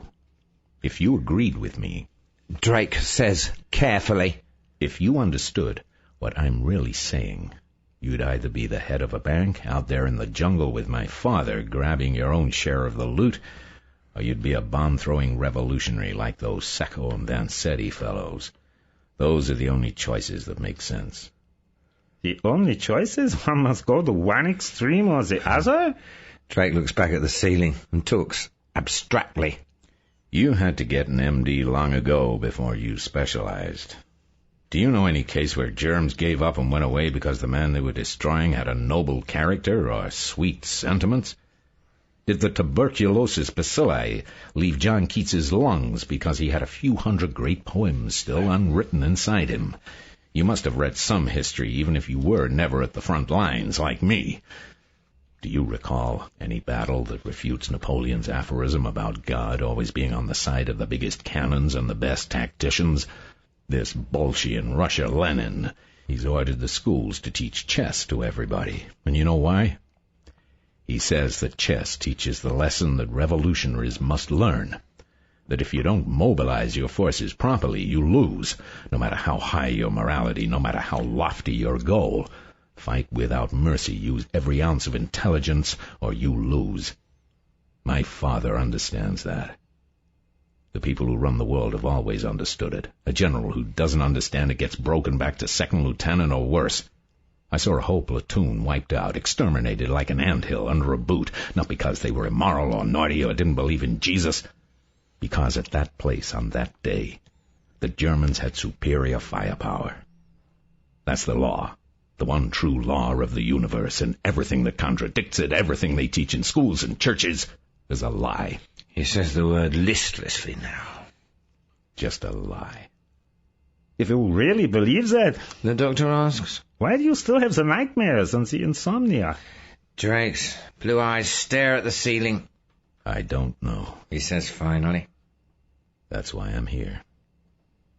Moon, Simon! The desk sergeant called. I stepped forward, seeing myself through his eyes. Beard, army surplus clothes, stains all over, my own mucus, somebody else's vomit. The archetypal, filthy, dirty, disgusting, hippie commie revolutionary. Well, He said. another bright red rose. I usually look neater. I told him calmly. You get a bit messed over when you're arrested in this town. The only way you get arrested in this town He said, frowning. if you break the law. The only way you get arrested in Russia is if you break the laws. I replied cheerfully. Or by mistake. I added. That didn't set well at all. Wise guy. He said gently. We like wise guys here. He consulted my charge slip. Nice record for one night, Moon. Rioting, mob action, assaulting an officer, resisting arrest, disturbing the peace. Nice. I wasn't disturbing the peace. I said. I was disturbing the war. I stole that one-liner from Ammon Hennessy, a Catholic anarchist that Mom was always quoting. The rest of the charges are all bullshit, too. Say, I know you. He said suddenly. You're Tim Moon's son. Well. Second-generation anarchist. I guess we'll be locking you up as often as we locked him up. I guess so. I said. At least until the revolution. Afterward, we won't be locking you up, though. We're going to establish nice camps in places like Wisconsin and send you there free to learn a useful trade. We believe that all policemen and politicians can be rehabilitated. But if you don't want to go to the camp and learn a productive trade, you don't have to. You can live on welfare. Well, He said. just like your old man. I suppose if I looked the other way while some of the boys took you in the back and worked you over a bit, you'd come out still making wisecracks. I'm afraid so. I smiled. Irish national character, you know. We see the funny side of everything. Well, He said thoughtfully. He was awfully fond of that word, well. I hope you can see the funny side of what comes next. You're gonna be arraigned before Judge Bushman. You'll find yourself wishing you'd fallen into a buzzsaw instead. Give my regards to your father. Tell him Jim O'Malley says hello. He's dead. I said. He looked down at his charge slips. Sorry to hear it. He mumbled. Nanetti, Fred! He bawled, and the kid with the broken arm came forward. A patrolman led me to the fingerprint room. This guy was a computer. Right hand, I gave him my right hand. left hand. I gave him my left hand. Follow the officer. I followed the officer, and they took my picture. We went down some halls to the night court, and in a lonely section the patrolman suddenly hit me in the lower back with his club. The exact spot, he knew his business, to give me liver problems for a month. I grunted, but refused to say anything that would set him off and give me another clout. So he spoke. Yellow-bellied faggot, He said. Just like Biloxi, Mississippi. One cop is nice, another is just impersonal, a third is a mean bastard. And it doesn't really matter. They're all part of the same machine, and what comes out the end of the gears and levers is the same product, whatever their attitude is. I'm sure Buchenwald was the same. Some of the guards tried to be as humane as possible. Some of them just did their job.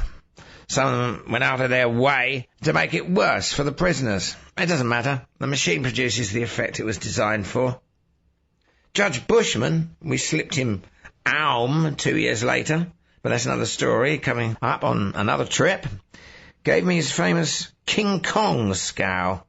Here are the rules, He said. This is an arraignment. You can enter a plea or stand mute. If you enter a plea, you retain the right to change it at your trial.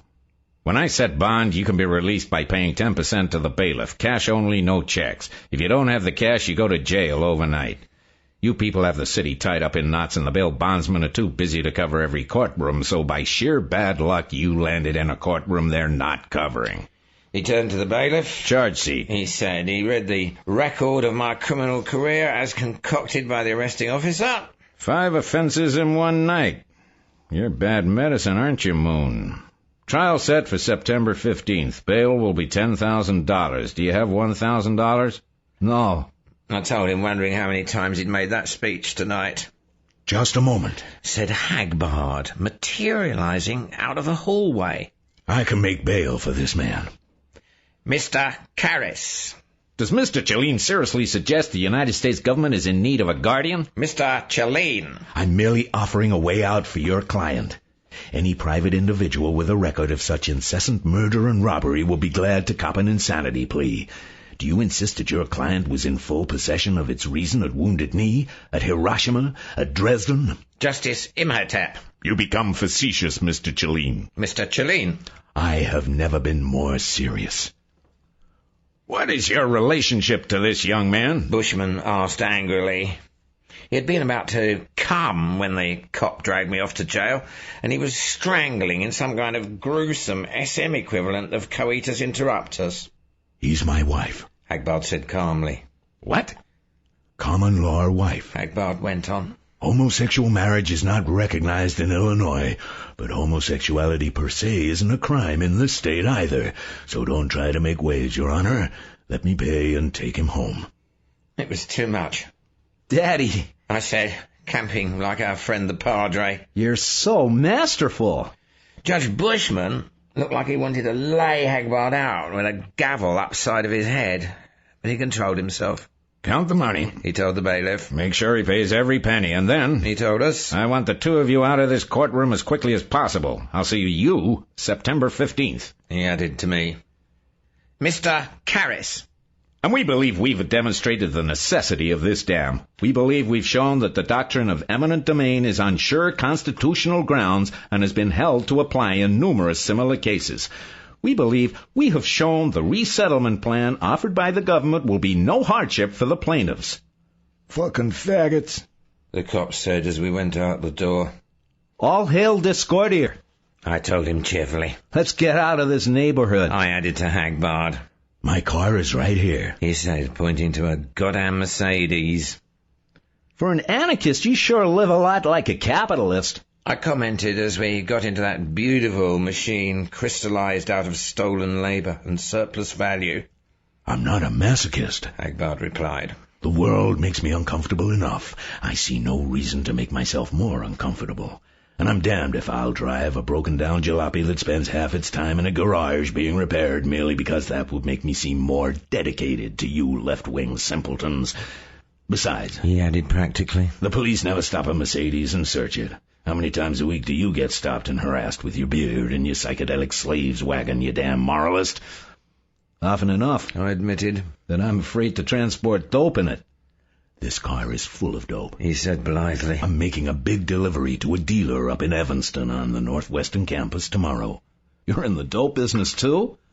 I'm in every illegal business. Every time a government declares something verboten, 2 groups move in to service the black market created, the mafia and the LDD. That stands for lawless delicacy dealers. I thought it stood for little diluted dupes. He laughed. Score 1 for Moon. Seriously, I'm the worst enemy governments have and the best protection for the average person. The mafia has no ethics, you know. If it wasn't for my group and our years and years of experience, everything on the black market, from dope to Canadian furs, would be shoddy and unreliable. We always give the customer his or hers money's worth. Half the dope you sell probably has passed through my agents on its way to you. The better half. What was that homosexual business? Just bugging old Bushman? Entropy. Breaking the straight line into a curveball. Hagbard, I said. What the hell is your game? Proving that government is a hallucination in the minds of governors, he said crisply. We turned onto Lakeshore Drive and sped north. Thou, Jubela, did he tell you the word? Asked the goat-headed man. The gigantic black said, I beat him and tortured him, but he would not reveal the word. Thou, Jubelo, did he tell you the word?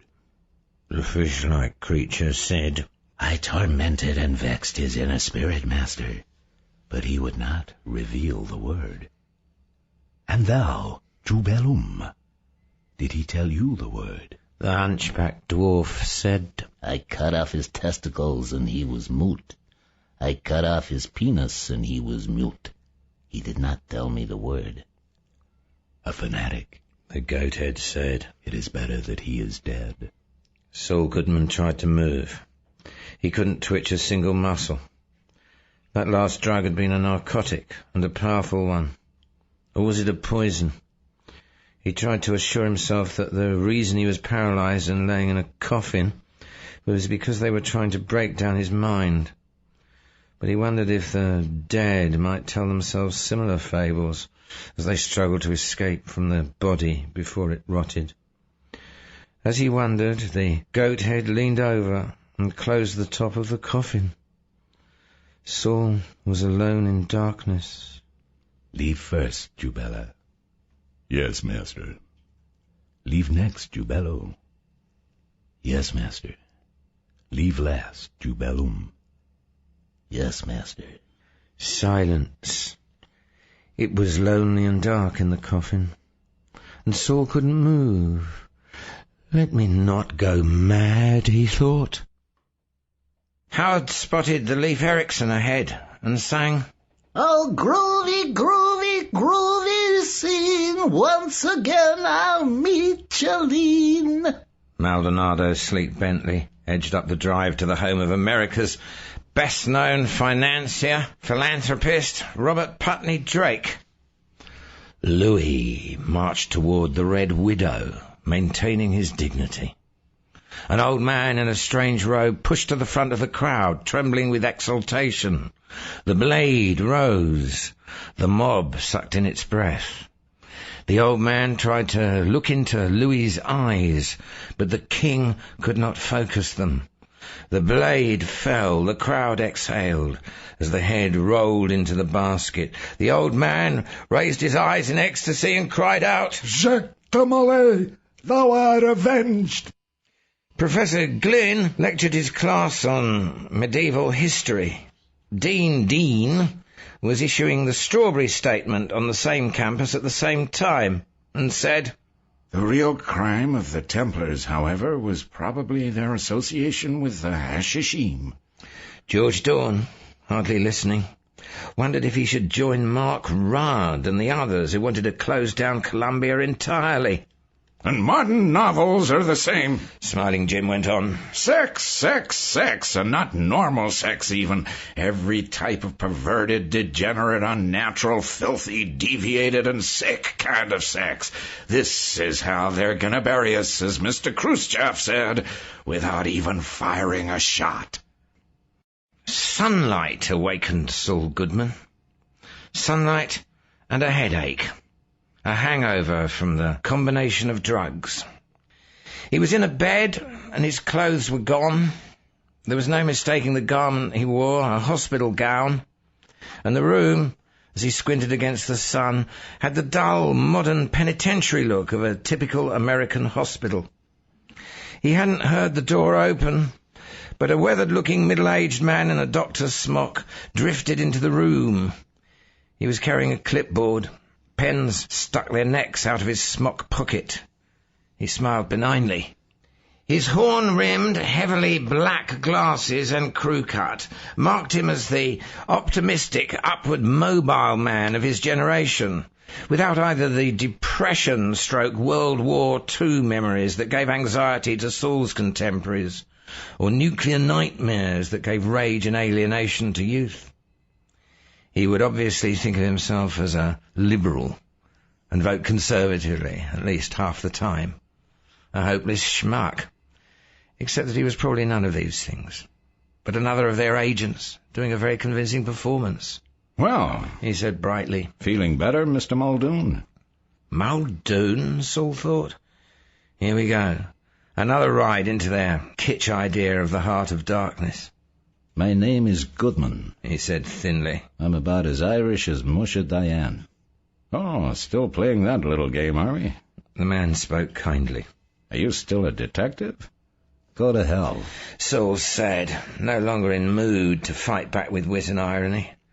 He would dig into his hostility and make his last stand from a foxhole of bitterness and sullen brevity. The man pulled up a chair and sat down.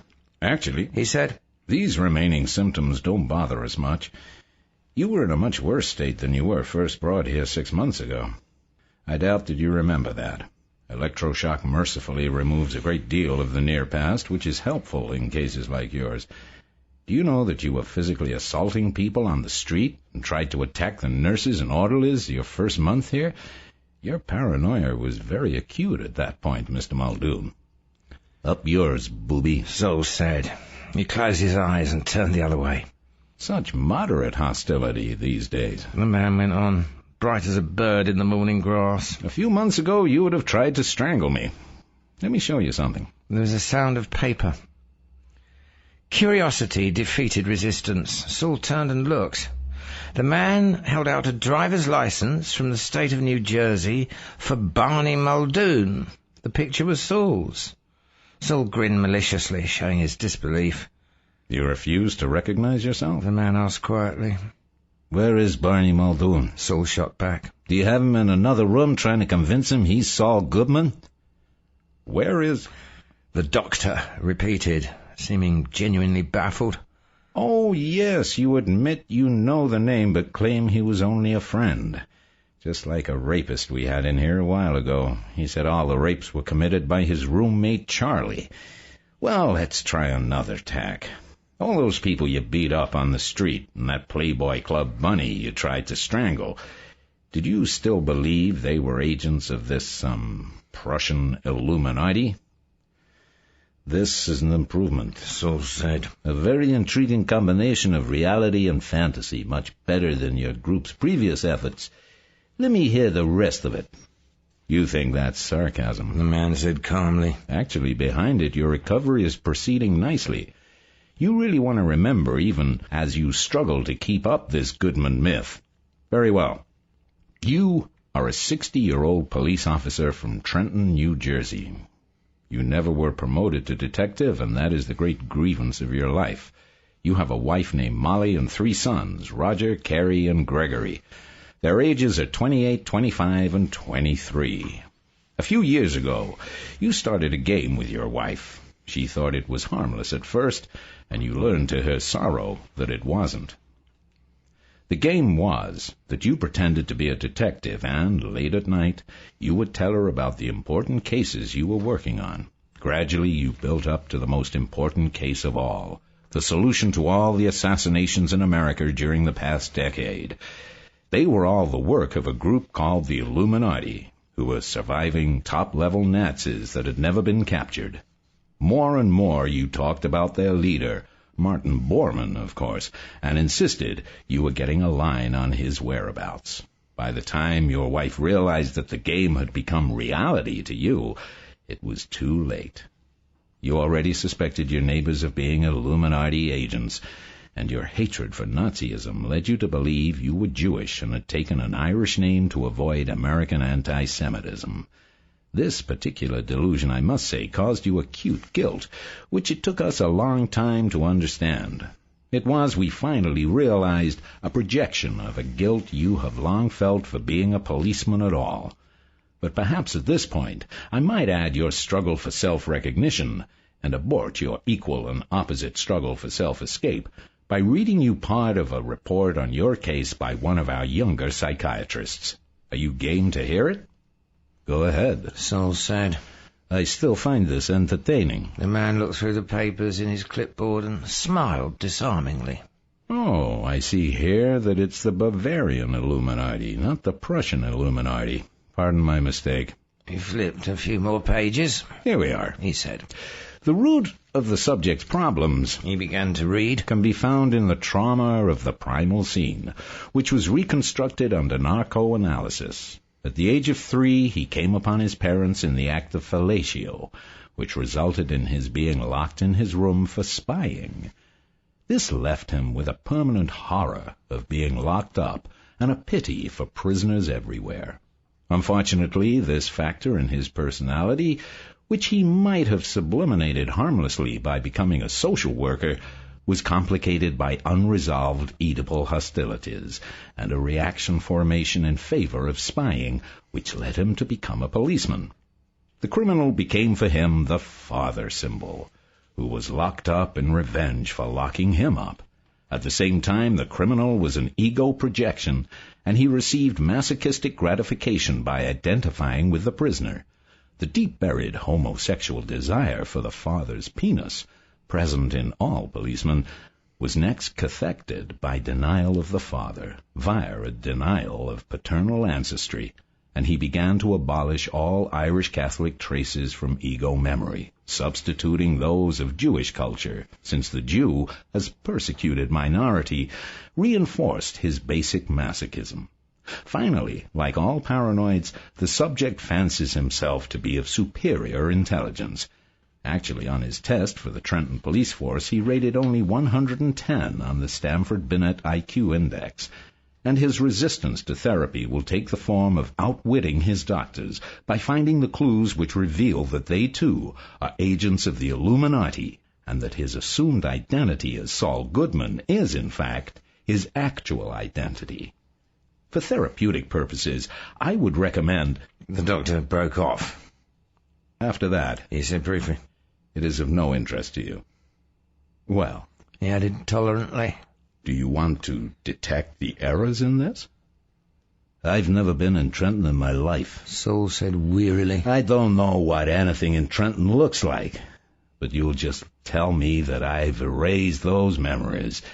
Let's move to a deeper level of combat, Herr Doctor. I'm quite convinced that my mother and father never performed fellatio in their lives. They were too old-fashioned. This was the heart of the labyrinth, and their real threat. While he was sure that they could not break down his belief in his own identity, they were also insidiously undermining that identity by suggesting it was pathological. Many of the lines in the Muldoon case history could refer to any policeman and might conceivably refer to him. As usual, behind a weak open attack, they were mounting a more deadly covert attack. Do you recognize these? The doctor asked, producing a sketchbook, open to a page with some drawings of a unicorn. It's my sketchbook, Saul said. I don't know how you got it, but it doesn't prove a damn thing, except that I sketch in my spare time. No? The doctor turned the book around.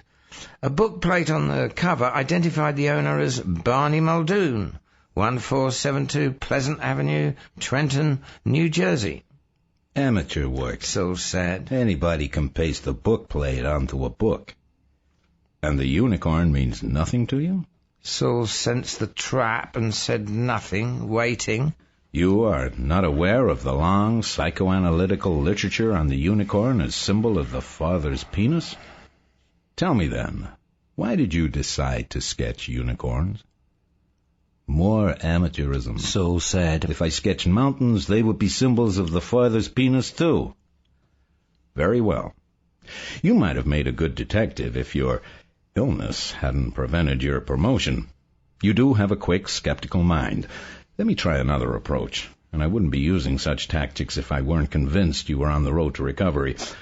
A true psychotic would be driven into catatonia by such a blunt assault on his delusions. But tell me, your wife mentioned that just before the acute stage of your problem, you spent a lot of money, more than you could afford on a patrolman's salary, on a reproduction of the Mermaid of Copenhagen.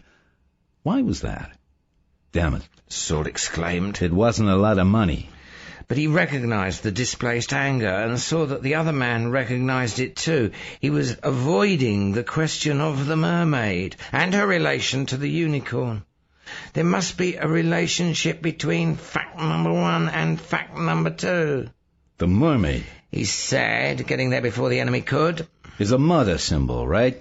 She has no human bottom, because the male child dare not think about that area of the mother. Is that correct jargon? More or less. You avoid, of course, the peculiar relevance in your case, that the sex act in which you caught your mother was not a normal one, but a very perverted and infantile act, which, of course, is the only sex act a mermaid can perform, as all collectors of mermaid statues or mermaid paintings unconsciously know. It's not perverted and infantile. Saul protested. Most people do it. Then he saw the trap. But not your mother and father. They were different from most people. And then it clicked. The spell was broken. Every detail from Saul's notebook, every physical characteristic Peter Jackson had described was there. You're not a doctor. He shouted. I don't know what your game is, but I'm sure as hell I know who you are. You're Joseph Malik. George's stateroom was panelled in teak. The walls hung with small but exquisite paintings by Rivers, Sharn, de Kooning and Tanguy. A glass cabinet built into one wall held several rows of books. The floor was carpeted in wine red with a blue stylized octopus in the centre, its waving tentacles radiating out like a sunburst. The light fixture hanging from the ceiling was a lucite model of that formidable jellyfish, the Portuguese man of war. The bed was full size, with a rosewood headboard carved with Venetian seashell motifs. Its legs didn't touch the floor. The whole thing was supported on a huge rounded beam that allowed the bed to seesaw when the ship rolled, the sleeper remaining level. Beside the bed was a small desk. Going to it, George opened a drawer and found several different sizes of writing paper and half a dozen felt-tip pens in various colours. He took out a Lille-size pad and a green pen, climbed on the bed, curled up at the head, and began writing. April 24. Objectivity is presumably the opposite of schizophrenia, which means that it's nothing but acceptance of everybody else's notion of reality. But nobody's perception of reality is the same as everybody's notion of it, which means that the most objective person is the real schizophrenic. It's hard to get beyond the accepted beliefs of one's own age. The first man to think a new thought advances it very tentatively. New ideas have to be around a while before anyone will promote them hard. In their first form, they are like tiny, imperceptible mutations that may eventually lead to new species. That's why cultural cross-fertilization is so important. It increases the gene pool of the imagination. The Arabs, say, have one part of the puzzle, the Franks another. So, when the Knights Templar meet the Hashishim, something new is born. The human race has always lived more or less happily in the kingdom of the blind. But there is an elephant among us, a one-eyed elephant. George put the pen down and read the green words with a frown. His thoughts still seemed to be coming from outside his own mind. What was that business about the Knights Templar? He had never felt the slightest interest in that period since his freshman year in college, when old Morrison Glynn had given him a D for that paper on the Crusades.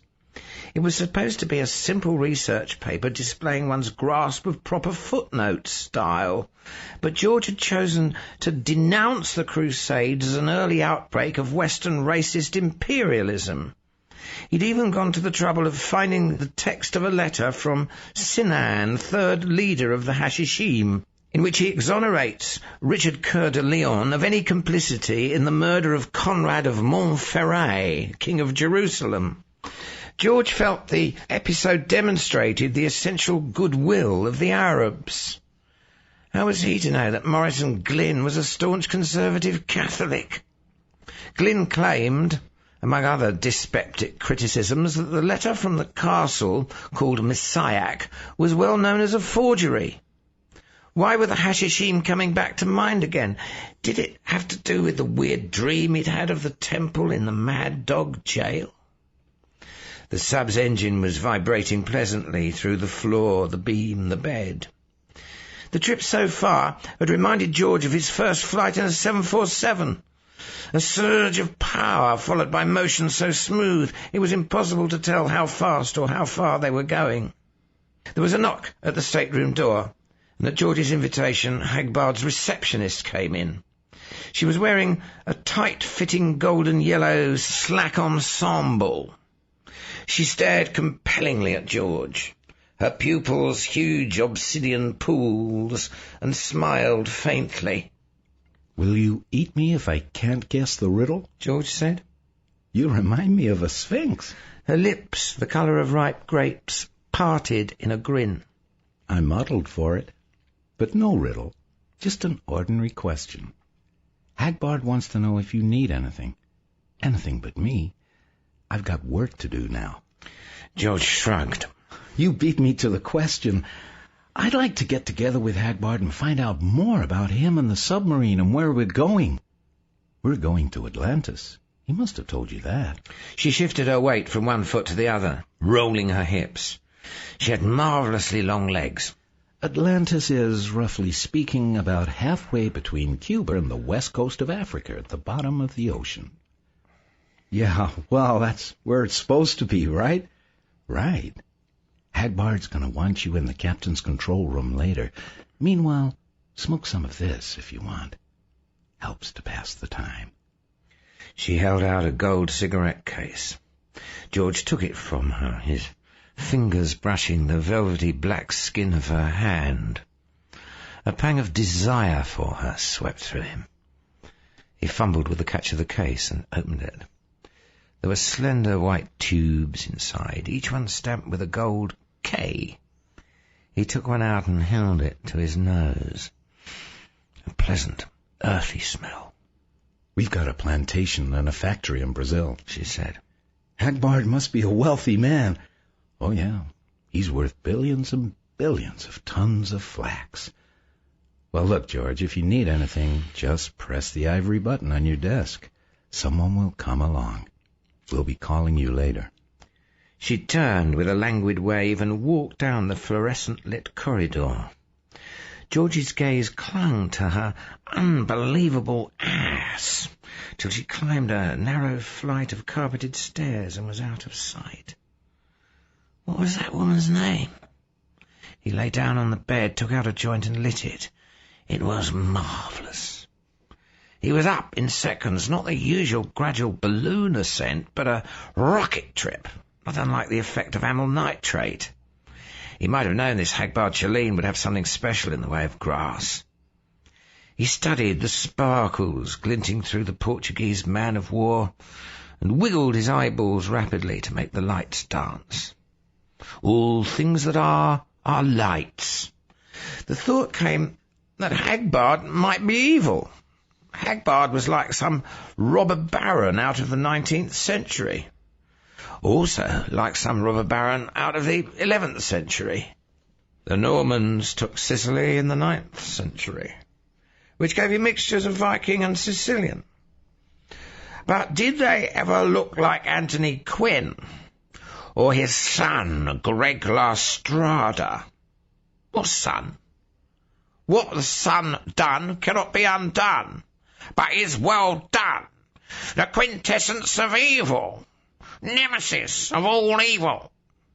God bless us, every one, even one, Odd, the big red one. I think it was his eye, the eye of Apollo. His luminous I, Aum Shiva. I, trust me not. Trust not a man who's rich in flax. His morals may be sadly lax. Her name is Stella. Stella Maris, Black Star of the Sea. The joint was down to the last half-inch. He put it down and crushed it out. With grass flowing like tobacco around here, it was a luxury he could afford. He wasn't going to light another one. That wasn't a high.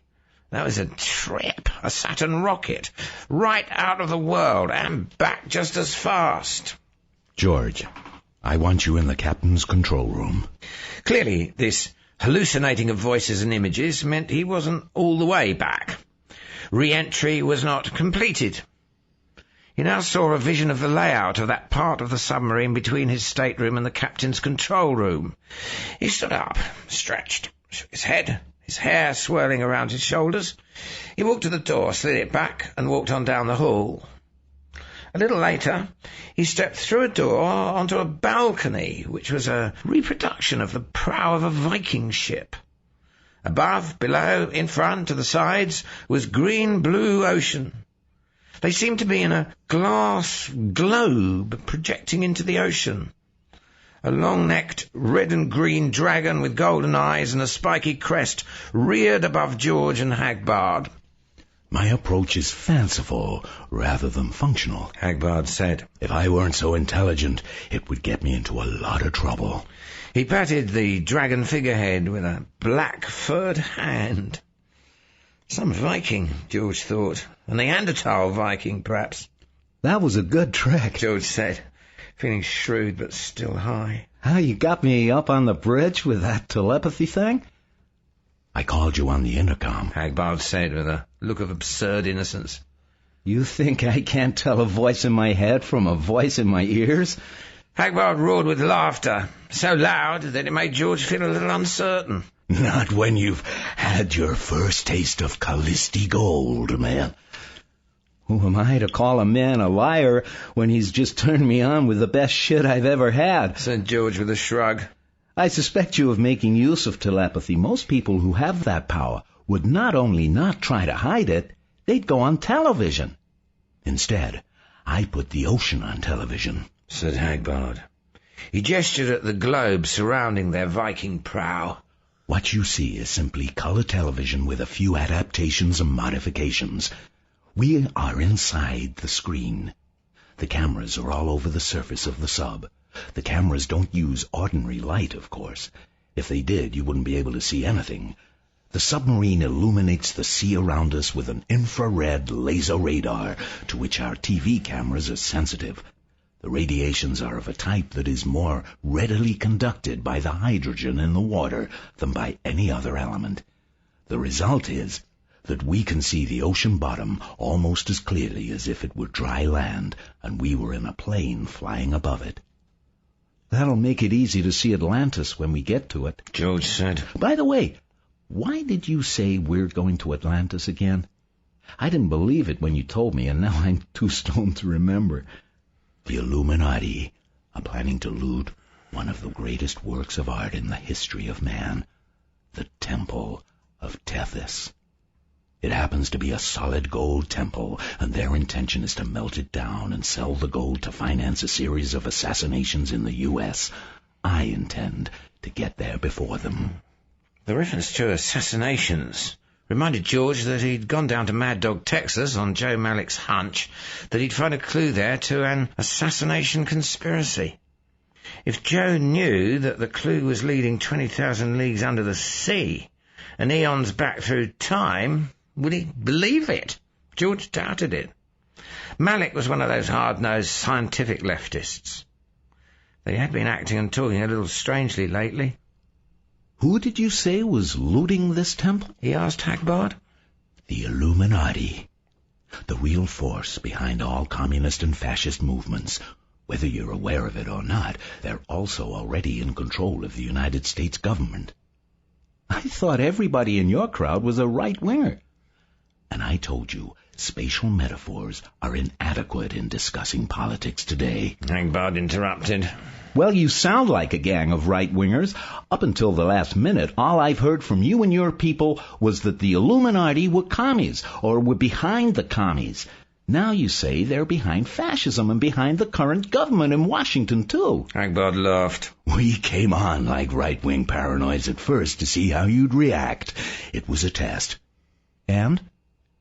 You passed. You didn't believe us. That was obvious. But you kept your ears and your eyes open and were willing to listen.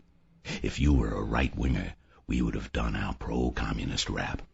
The idea is to find out if a new man or woman will listen, really listen, or just shut their minds at the first really shocking idea. I'm listening, but not uncritically. For instance, if the Illuminati control America already, what's the purpose of the assassinations? Their grip on Washington is still pretty precarious. They've been able to socialize the economy. But if they showed their hand now and went totalitarian all the way, there would be a revolution. Middle readers would rise up with right-wingers and left libertarians, and the Illuminati aren't powerful enough to withstand that kind of massive revolution. But they can rule by fraud, and by fraud eventually acquire access to the tools they need to finish the job of killing off the Constitution. What sort of tools? More stringent security measures, universal electronic surveillance, no-knock laws, stop-and-frisk laws, government inspection of all first-class mail, automatic fingerprinting, photographing, blood tests, and urinalysis of any person arrested before he's charged with a crime. A law making it unlawful to resist even unlawful arrest. Laws establishing detention camps for potential subversives, gun control laws, restrictions on travel. The assassinations, you see, establish the need for such laws in the public mind. Instead of realizing that there is a conspiracy conducted by a handful of men, the people reason, or are manipulated into reasoning, that the entire populace must have its freedom restricted in order to protect the leaders. The people agree that they themselves can't be trusted. Targets for assassinations will be mavericks of left or right, who are either not part of the Illuminati conspiracy or have been marked as unreliable. The Kennedy brothers and Martin Luther King, for example, were capable of mobilizing a somewhat libertarian left-right, black-white populist movement. But the assassinations that have occurred so far are nothing to what will take place. The next wave will be carried out by the Mafia, who will be paid in Illuminati gold. Not Moscow gold? Said George with a smile. The puppets in the Kremlin have no idea that they and the puppets in the White House are working for the same people. The Illuminati control all sorts of organizations and national governments without any of them being aware that others are also controlled. Each group thinks it's competing with the others, while actually each is playing its part in the Illuminati plan. Even the Morituri, the 6-person affinity groups which splintered from the SDS Weathermen because the Weathermen seemed too cautious, are under the control of the Illuminati. They think they're working to bring down the government, but actually they are strengthening its hand. The Black Panthers are also infiltrated. Everything is infiltrated. At present rate, within the next few years, the Illuminati will have the American people under tighter surveillance than Hitler had the Germans. And the beauty of it is, the majority of the Americans will have been so frightened by Illuminati-backed terrorist incidents that they will beg to be controlled as a masochist begs for the whip. George shrugged. Hagbard sounded like a typical paranoid. But there was this submarine and the strange events of the past few days. So the Illuminati are conspiring to tyrannize the world, is that it? Do you trace them back to the First International? No. They're what happened when the Enlightenment of the 18th century collided with German mysticism. The correct name for the organization is Ancient Illuminated Seers of Bavaria. According to their own traditions, they were founded or revived in 1776 on May 1st by a man named Adam Weishaupt. Weishaupt was an Unfrag Jesuit and a Mason. He taught that religious and national governments had to be overthrown and the world ruled by an elite of scientifically minded materialistic atheists to be held in trust for the masses of mankind who would eventually rule themselves when enlightenment became universal. But this was only Weishaupt's outer doctrine. There was also an inner doctrine, which was that power is an end in itself, and that Weishaupt and his closest followers would make use of the new knowledge being developed by scientists and engineers to seize control of the world. Back in 1776, things were run largely by the church and the feudal nobility, with the capitalists slowly getting a bigger and bigger piece of the pie. Weishaupt declared that these groups were obsolete, and it was time for an elite with a monopoly on scientific and technological knowledge to seize power, instead of producing a democratic society as the outer doctrine promised. The ancient illuminated seers of Bavaria would saddle mankind with a dictatorship that would last forever. Well, it would be logical enough that someone around that time would think of that, said George. And who more likely than a Mason who was an unfrocked Jesuit? You recognize that what I tell you is relatively plausible, said Hagbard. That's a good sign. A sign that it's plausible? Laughed George. No, a sign that you're the kind of person I'm always looking for. Well, the Illuminati, after staying above ground long enough to recruit a hardcore membership from Masons and Freethinkers and to establish international contacts, allowed it to seem that the Bavarian government had suppressed them. Subsequently, the Illuminati launched their first experimental revolution in France. Here they suckered the middle class, whose true interests lay in laissez-faire free enterprise, to follow the Weishaupt slogan of liberty, equality, fraternity. The catch, of course, is that where equality and fraternity rule, there is no liberty.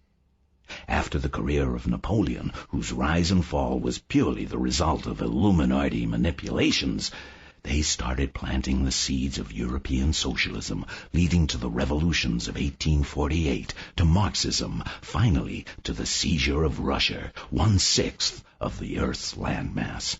Of course, they had to engineer a world war to make the Russian Revolution possible, but by 1917 they become quite good at that.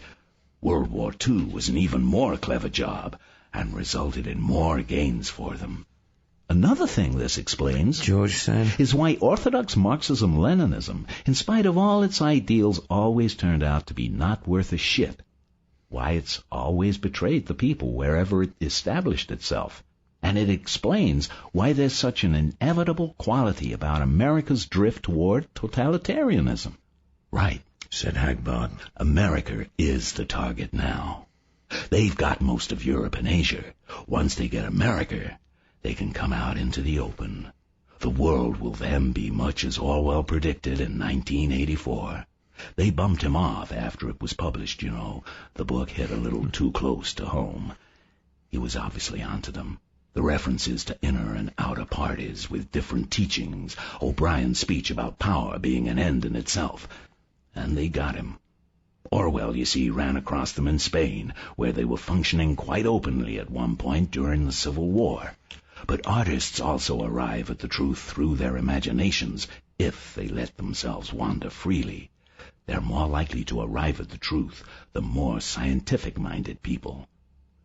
You've just tied 200 years of world history up in a theory that would make me feel I should have myself committed if I accepted it, said George. But I'm drawn to it, I admit.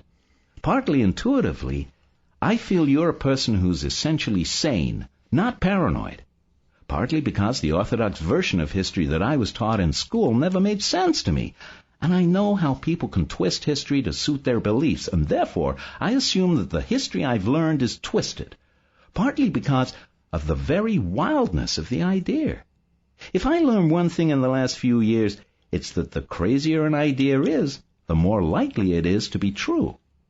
Still and all, given all those reasons for believing you, I would like some further sign. Hagbard nodded.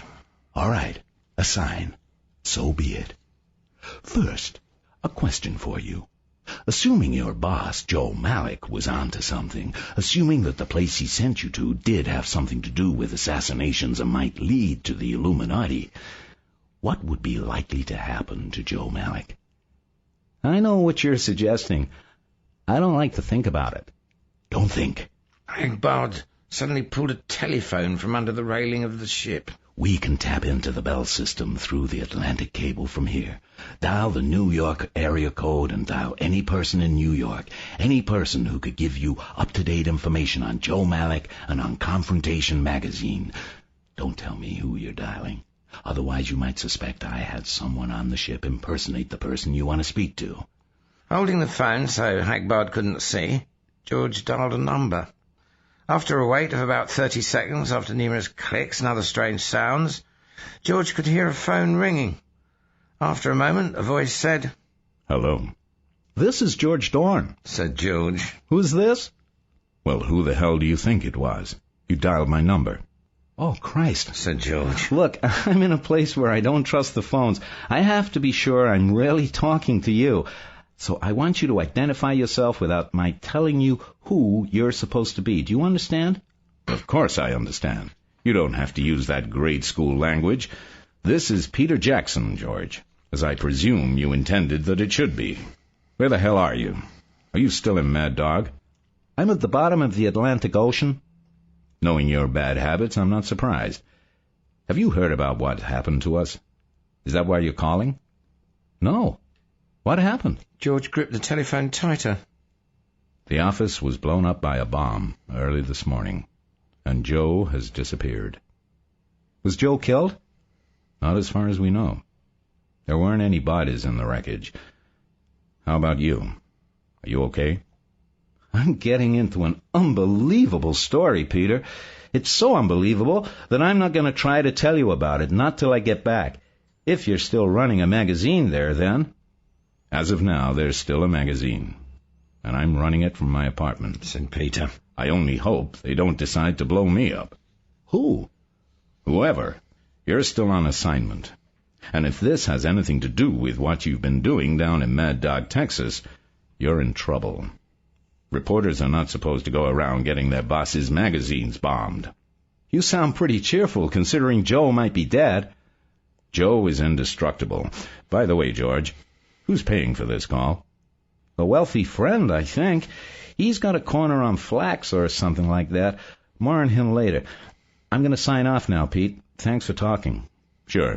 Take care, baby. George handed the phone to Hagbard. Do you know what's happened to Joe? Do you know who bombed Confrontation? You knew about this before I called. Your people are pretty handy with explosives. Hagbard shook his head. All I know is the pot is coming to a boil. Your editor, Joe Malik, was onto the Illuminati. That's why he sent you to Mad Dog. As soon as you show your face down there, you get busted and Malik's office is bombed. What do you think?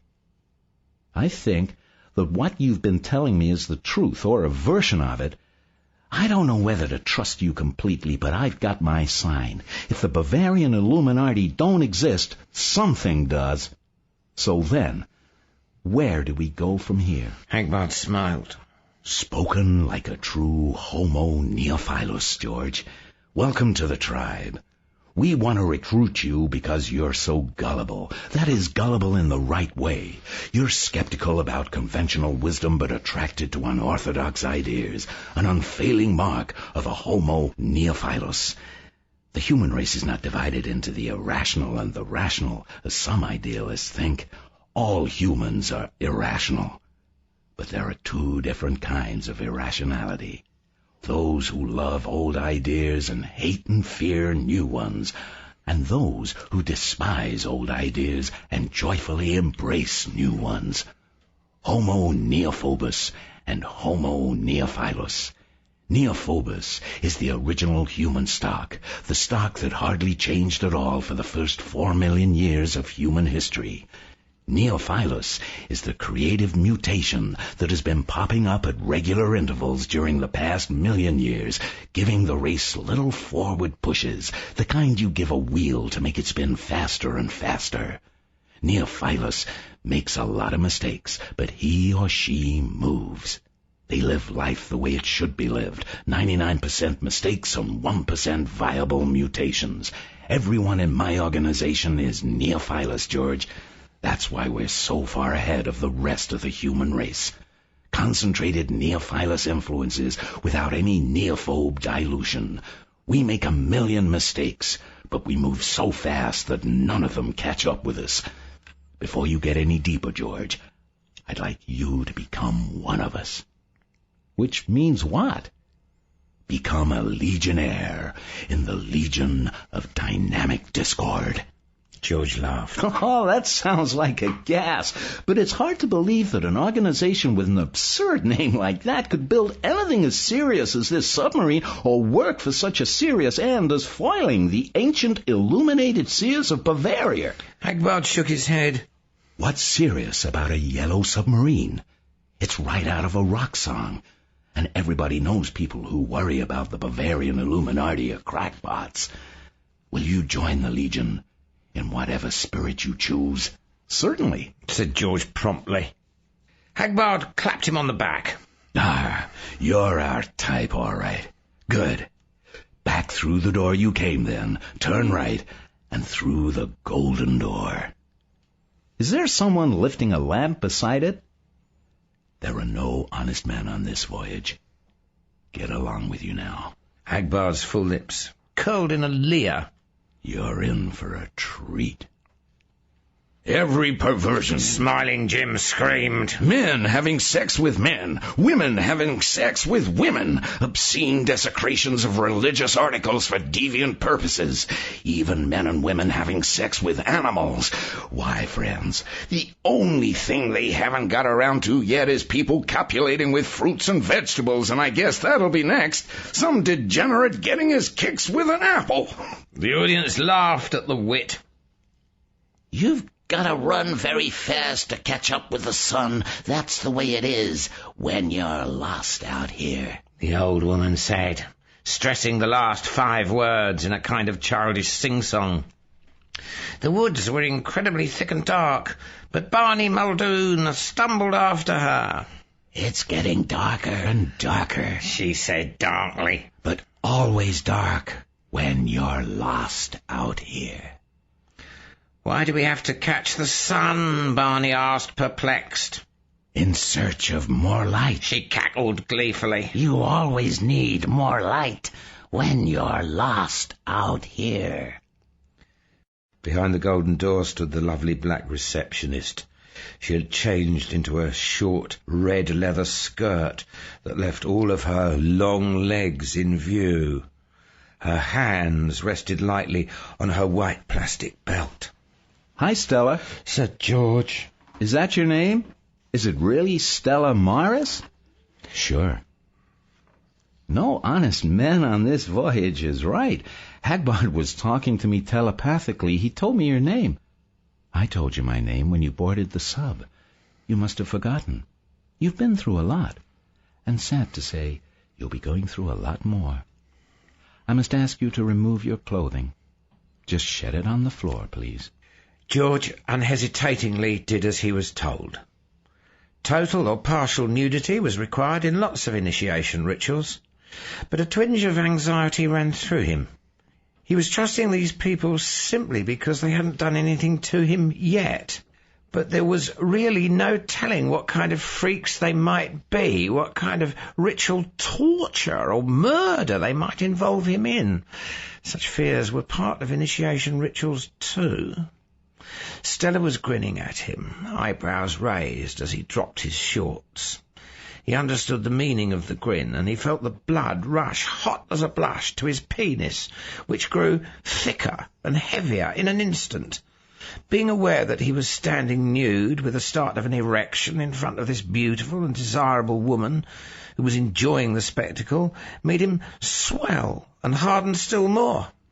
That's a good-looking tool you've got there. Nice and thick and pink and purple. Stella sauntered over to him, reached out and touched her fingers to the underside of his cock, just where it met his scrotum. He felt his balls draw up. Then her middle finger ran down the central cord, flicking the underside of the head. George's penis rose to full staff in a salute to her manual dexterity. The sexually responsive male, said Stella. Good, good, good. Now, you're ready for the next chamber. Right through the green door, if you please. Naked, erect, regretfully leaving Stella behind, George walked through the door. These people were too healthy and good-humoured to be untrustworthy, he thought. He liked them, and you ought to trust your feelings. But as the green door slammed shut behind him, his anxiety came back even stronger than before. In the centre of the room was a pyramid of 17 steps, alternating red and white marble. The room was large, with 5 walls that tapered together in a Gothic arch 30 feet above the pentagonal floor. Unlike the pyramid in the Mad Dog jail, this one had no huge eye goggling down at him. Instead, there was an enormous golden apple, a sphere of gold the height of a man, with a foot-long stem and a single leaf the size of an elephant's ear. Cut into the side of the apple was the word Callisti in Greek letters. The walls of the room were draped with enormous gold curtains that looked like they'd been stolen from a Cinerama theatre, and the floor was covered with lush gold carpet, into which George's bare feet sank deeply. This is different, George told himself to quiet his fear. These people are different. There's a connection with the others, but they're different. The lights went out. The golden apple was glowing in the dark like a harvest moon. Callisti was etched in sharp black lines. A voice that sounded like Hagbard boomed at him from all sides of the room. There is no goddess, but goddess, and she is your goddess. This is actually an Elks Club ceremony, George thought. But there were strange, un-BPOE fumes drifting into his nostrils, an unmistakable odour. High-priced incense these people use, an expensive religion or lodge or whatever it is. But you can afford the best when you're a flax tycoon. Flax? Ha! Hard to see how a man could make such big money in the flax biz. Did you corner the market or what? Now, mutual funds, that was more down to earth than flax. I do believe I'm feeling the effects. They shouldn't drug a man without his consent. He found he was holding his penis, which had shrunk considerably. He gave it a reassuring pull. Said the voice, There is no movement but the Discordian movement, and it is the Discordian movement. Well, that would appear to be self-evident. George rolled his eyes and watched the giant golden glowing apple wheel and spin above him. This is a most sacred and a most serious hour for Discordians. It is the hour when the great palpitating heart of Discordia throbs and swells, when she, what began it all, prepares to ingest into her heaving, chaotic bosom another legionnaire of the legion of dynamic discord. O Meneval, are ye willing to make a commitment to Discordia? Embarrassed at being addressed directly, George let go of his wang. Yes, He said, in a voice that sounded muffled to him. Are ye a human being, and not a cabbage or something? George giggled. yeah. That's too bad. The voice boomed. Do you wish to better yourself? Yes. How stupid. Are you willing to become philosophically illuminated? Why that word, George wondered briefly. Why illuminated? But he said, I suppose so. Very funny. Will ye dedicate yourself to the holy Discordian movement? George shrugged. As long as it suits me. There was a draft against his belly. Stella Maris. naked and gleaming, stepped out from behind the pyramid. The soft glow from the golden apple illuminated the rich browns and blacks of her body. George felt the blood charging back into his penis. This part was going to be okay. Stella walked toward him with a slow, stately stride, gold bracelets sparkling and tinkling on her wrists. George felt hunger, thirst, and a pressure as if a balloon was slowly being inflated in his bowels.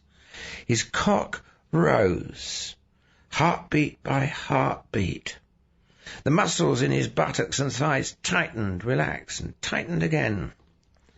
Stella approached with gliding steps and danced around him in a circle, one hand reaching out to brush his bare waist. He stepped forward and held out his hands to her. She danced away on tiptoes, spinning, arms over her head, heavy conical breasts with black nipples tilted upwards. For once George understood why some men like big boobs. His eyes moved to the globes of her buttocks, the long muscular shadows in her thighs and calves. He stumbled toward her. She stopped suddenly, legs slightly apart, forming an inverse with her patch of very abundant hair at the royal arch, her hips swaying in a gentle circular motion. His tool pulled him to her as if it were iron and she were magnetized. He looked down and saw that a little pearl of fluid, gleaming gold in the light from the apple, had appeared in the eye. Polyphemus wanted very much to get into the cave. George walked up to her until the head of the serpent was buried in the bushy, prickly garden at the bottom of her belly. He put his hands out and pressed them against the two cones, feeling her rib cage rise and fall with heavy breathing. Her eyes were half closed and her lips slightly open, her nostrils flared wide. She licked her lips and he felt her fingers lightly circling his cock, lightly brushing it with a friction strong enough to gently electrify it. She stepped back a bit and pushed her finger into the moisture on his tip. George put his hand into the tangle of her pubic hair, feeling her lips hot and swollen, feeling her juices slathering his fingers. His middle finger slid into her cunt and he pushed it in past the tight opening, all the way up to his knuckle. She gasped and the whole body writhed around his finger in a spiral motion. Wow, God, George whispered. Goddess, Stella answered fiercely. George nodded. Goddess, he said hoarsely, meaning Stella as much as the legendary Discordia. She smiled and drew away from him. Try to imagine this is not me, Stella Maris, the youngest daughter of Discordia. She is merely the vessel of Goddess, her priestess. Think of Goddess. Think of her entering me and acting through me. I am her now. All the while she was stroking Polyphemus, gently but insistently. It was already ferocious as a stallion, but it seemed to be getting more inflamed, if that were possible. I'm gonna go off in your hand in a second, George moaned. He gripped her slender wrist to stop her. I've got to fuck you, whoever you are, woman or goddess, please. She stepped back from him, her tan palms turned toward him, her arms held away from her sides in a receiving, accepting gesture. But she said, Climb the steps now. Climb up to the apple. Her feet twinkling on the thick carpet, she ran backward away from him and disappeared behind the pyramid. He climbed the 17 steps, old one eye still swollen and aching. The top of the pyramid was broad and flat, and he stood facing the apple.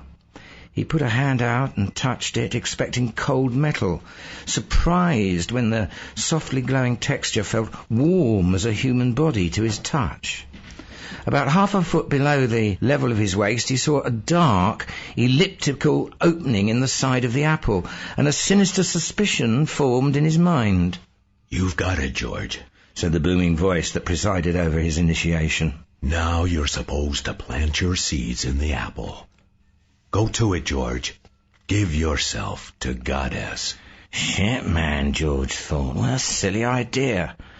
They get a guy turned on like this and then they expect him to fuck a goddamn golden idol.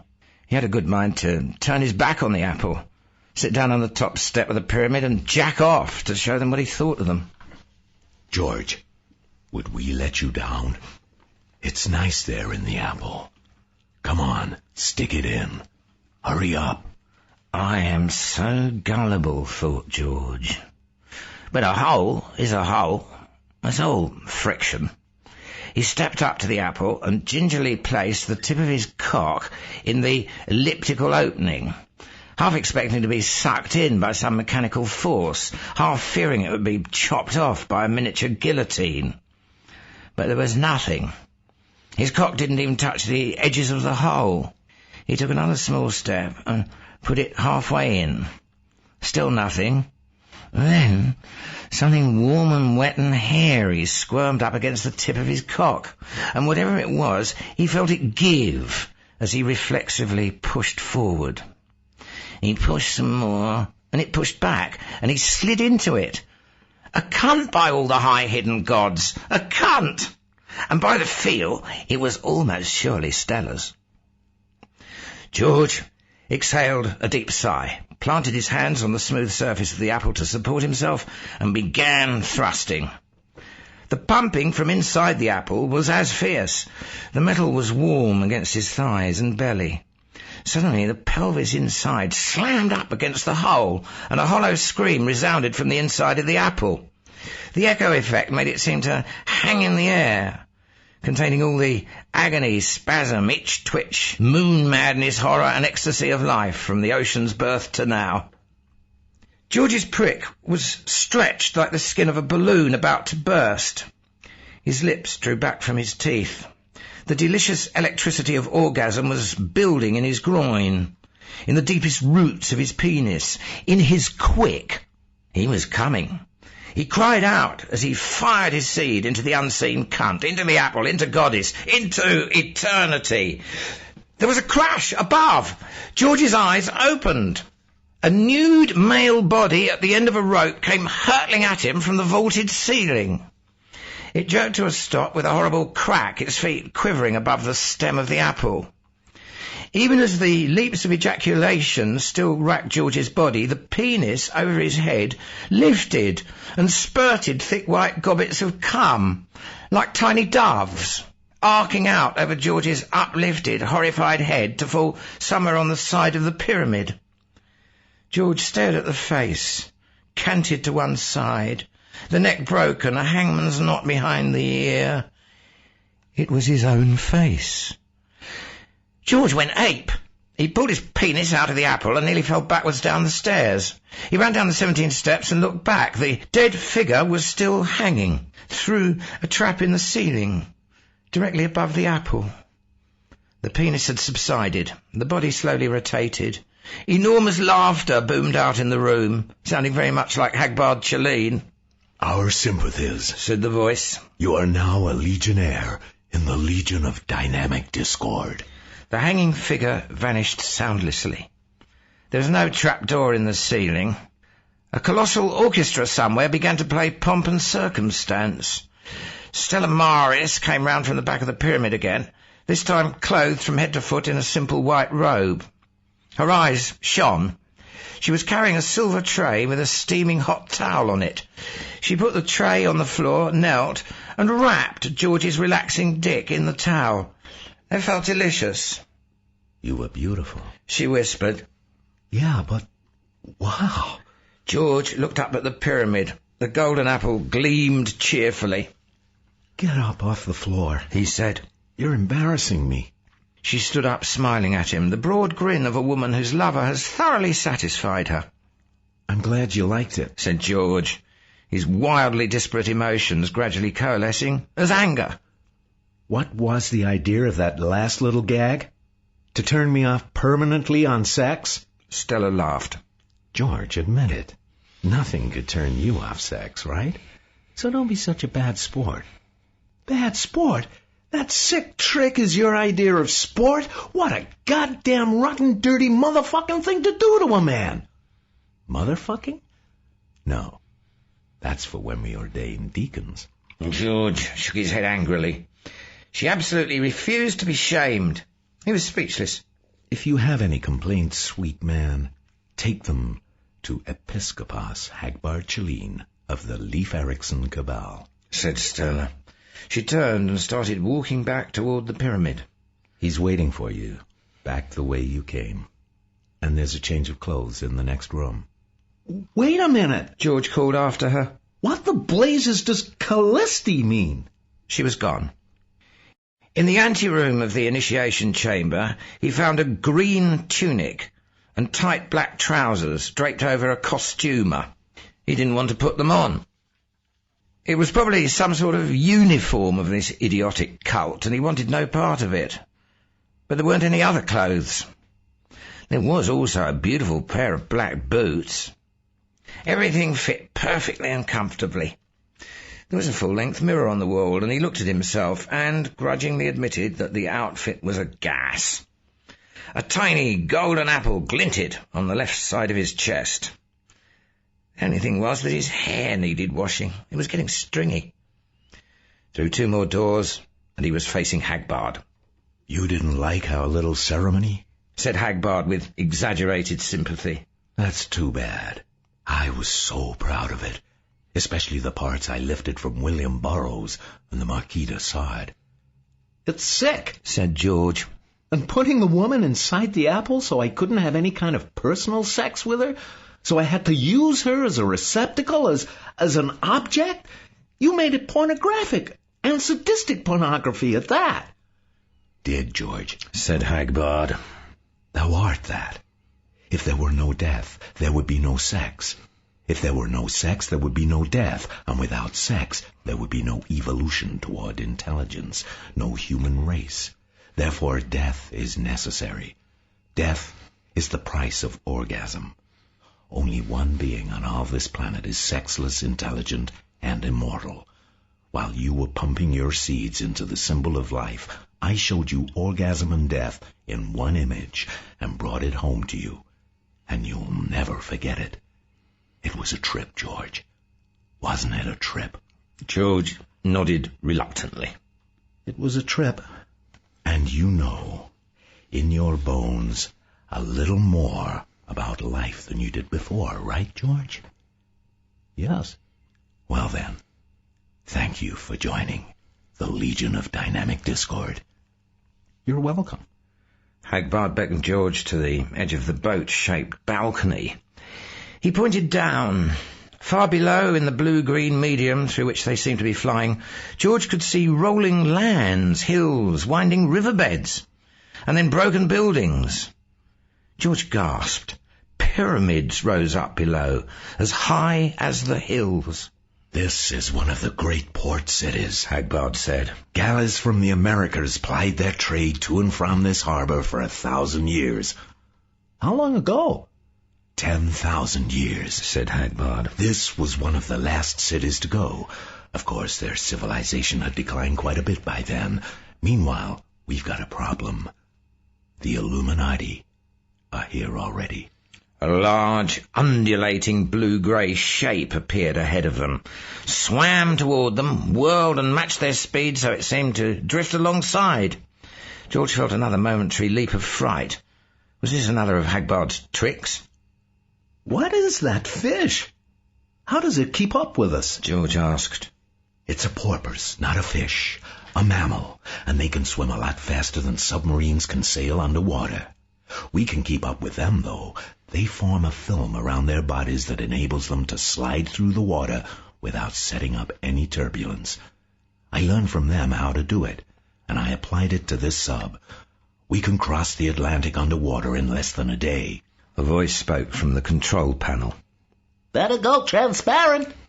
You'll be within range of their detectors when you've gone another 10 miles. Right, said Hagbard. We will maintain present course until further notice, so you'll know where we are. I'll know, said the voice. Hagbard slashed his hand through the air disgustedly. You're so fucking superior. Who are you talking to? Said George. Howard. The voice said, I've never seen machines like this before. They look something like crabs. They've just about got the temple all dug up. When the Illuminati do something on their own, they go first class, said Hagbard. Who the hell is Howard? Said George. It's me, out here. Hello, Mr. Human, said the voice. I'm Howard. Unbelieving, yet knowing quite well what was happening, George slowly turned his head. The dolphin appeared to be looking at him. How does he talk to us? Said Hagbard. He's swimming alongside the prow of the submarine, which is where we pick up his voice. My computer translates from Delphine to English. A mic here in the control room sends our voices to the computer, which translates into Delphine and broadcasts the correct sounds through the water to him. Lady-o, oh dear day, a new human being has come my way. Howard sang. He has swum into my ken. I hope he's one of the friendly men. They sing a lot, said Hagbard. Also recite poetry and make it up on the spot. A large part of their culture is poetry, poetics and athletics, and, of course, the two are very closely related. What they do mostly is swim, hunt, and communicate with each other. But we do all with artful complexity and rare finesse, said Howard, looping the loop outside. Lead us to the enemy, Howard, said Hagbard. Howard swam out in front of them, and as he did so, he sang, Ride on, a stream against the foe, the sallying schools of the southern seas make their course to go. Attack, with noses sound as rock. No shark or squid can shake us loose or survive our shock. Epics, said Hagbard. They're mad for epics. They have their whole story for the past 40,000 years in epic form. No books, no writing. How could they handle pens with their fins, you know? All memorization, which is why they favor poetry. And their poems are marvelous, but you must spend years studying their language before you know that. Our computer turns their works into doggerel. It's the best it can do. When I have time, I'll add some circuits that can really translate poetry from one language to another. When the porpoise corpus is translated into human languages, it will advance our culture by centuries or more. It will be as if we discovered the works of a whole race of Shakespeares that have been writing for 40 millennia. On the other hand, said Howard, your civilizations may be demoralized by culture shock. Not likely, said Hagbard grumpily. We've a few things to teach you, you know. And our psychotherapist can help you over the anguish of digesting our knowledge, said Howard. They have psychotherapists? Said George. They invented psychoanalysis thousands of years ago as a means of passing the time on long migrations. They have highly complex brains and symbol systems, but their minds are unlike ours in very important ways. They are all in one piece, so to speak. They lack the structural differentiation of ego, superego, and id. There is no repression. They are fully aware and accepting of their most primitive wishes, and conscious will, rather than parent-inculcated discipline, guides their actions. There is no neurosis, no psychosis among them. Psychoanalysis for them is an imaginative, poetic exercise in autobiography, rather than a healing art. There are no difficulties of the mind that require healing. Not quite true, said Howard.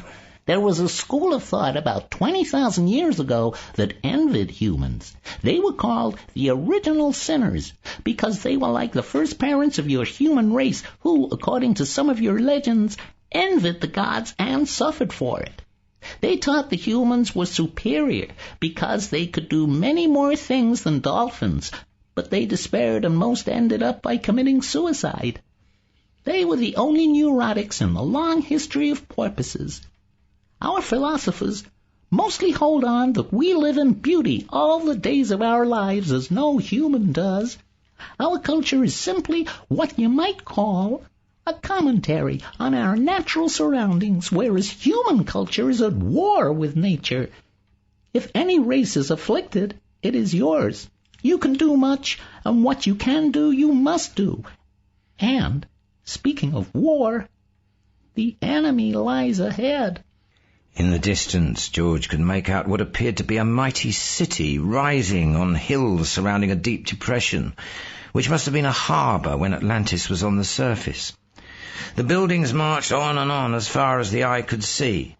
They were mostly low, but here and there a square tower reared up. The sub was heading for the centre of the ancient waterfront. George stared at the buildings. He was able to see them better now. They were angular, very modern in appearance, whereas the other city they'd sailed over, had a mixed Greek-Egyptian Mayan quality to its architecture.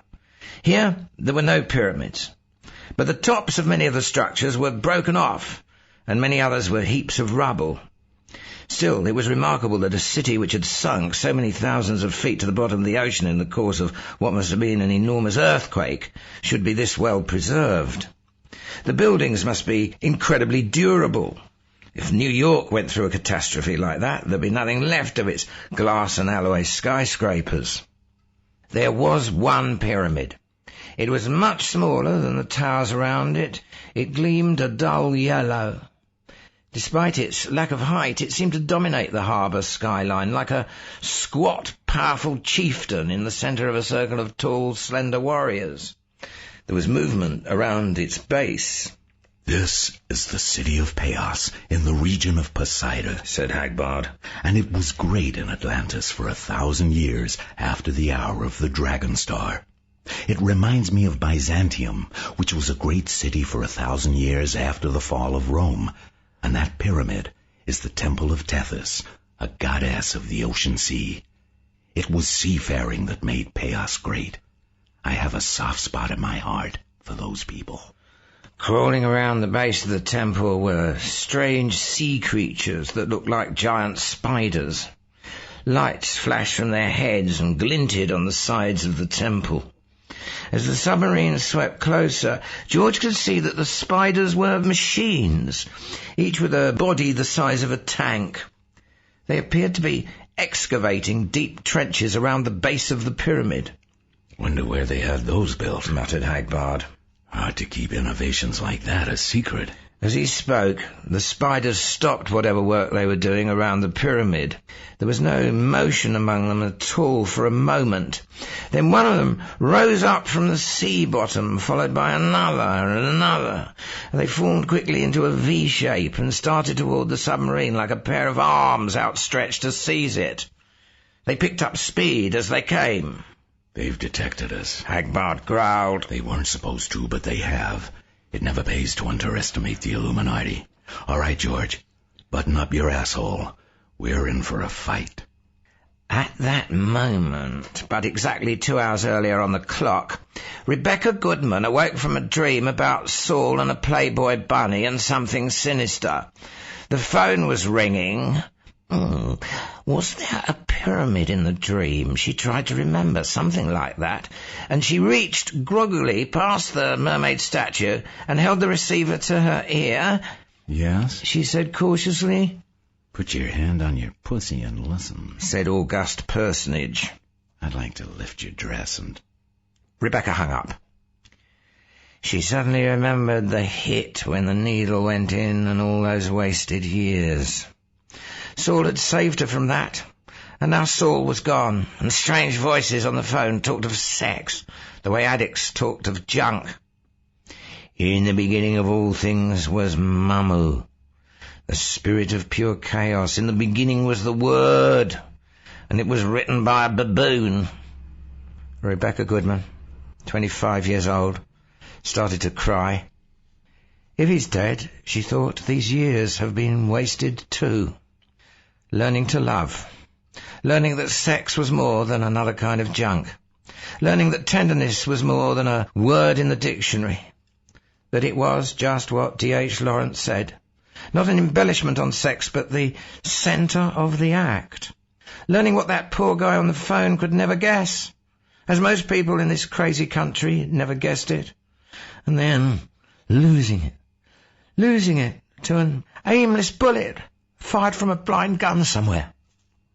August personage, about to leave the phone booth at the automat on 40th Street and the Avenue of the Americas, catches a flash of plastic on the floor.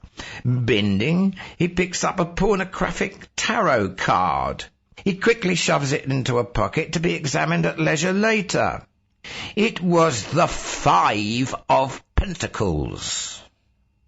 And when the throne room was empty, and the believers had departed in wonder and redoubled faith, Hassan knelt and separated the two halves of the vessel which had held the head of Ibn Azif.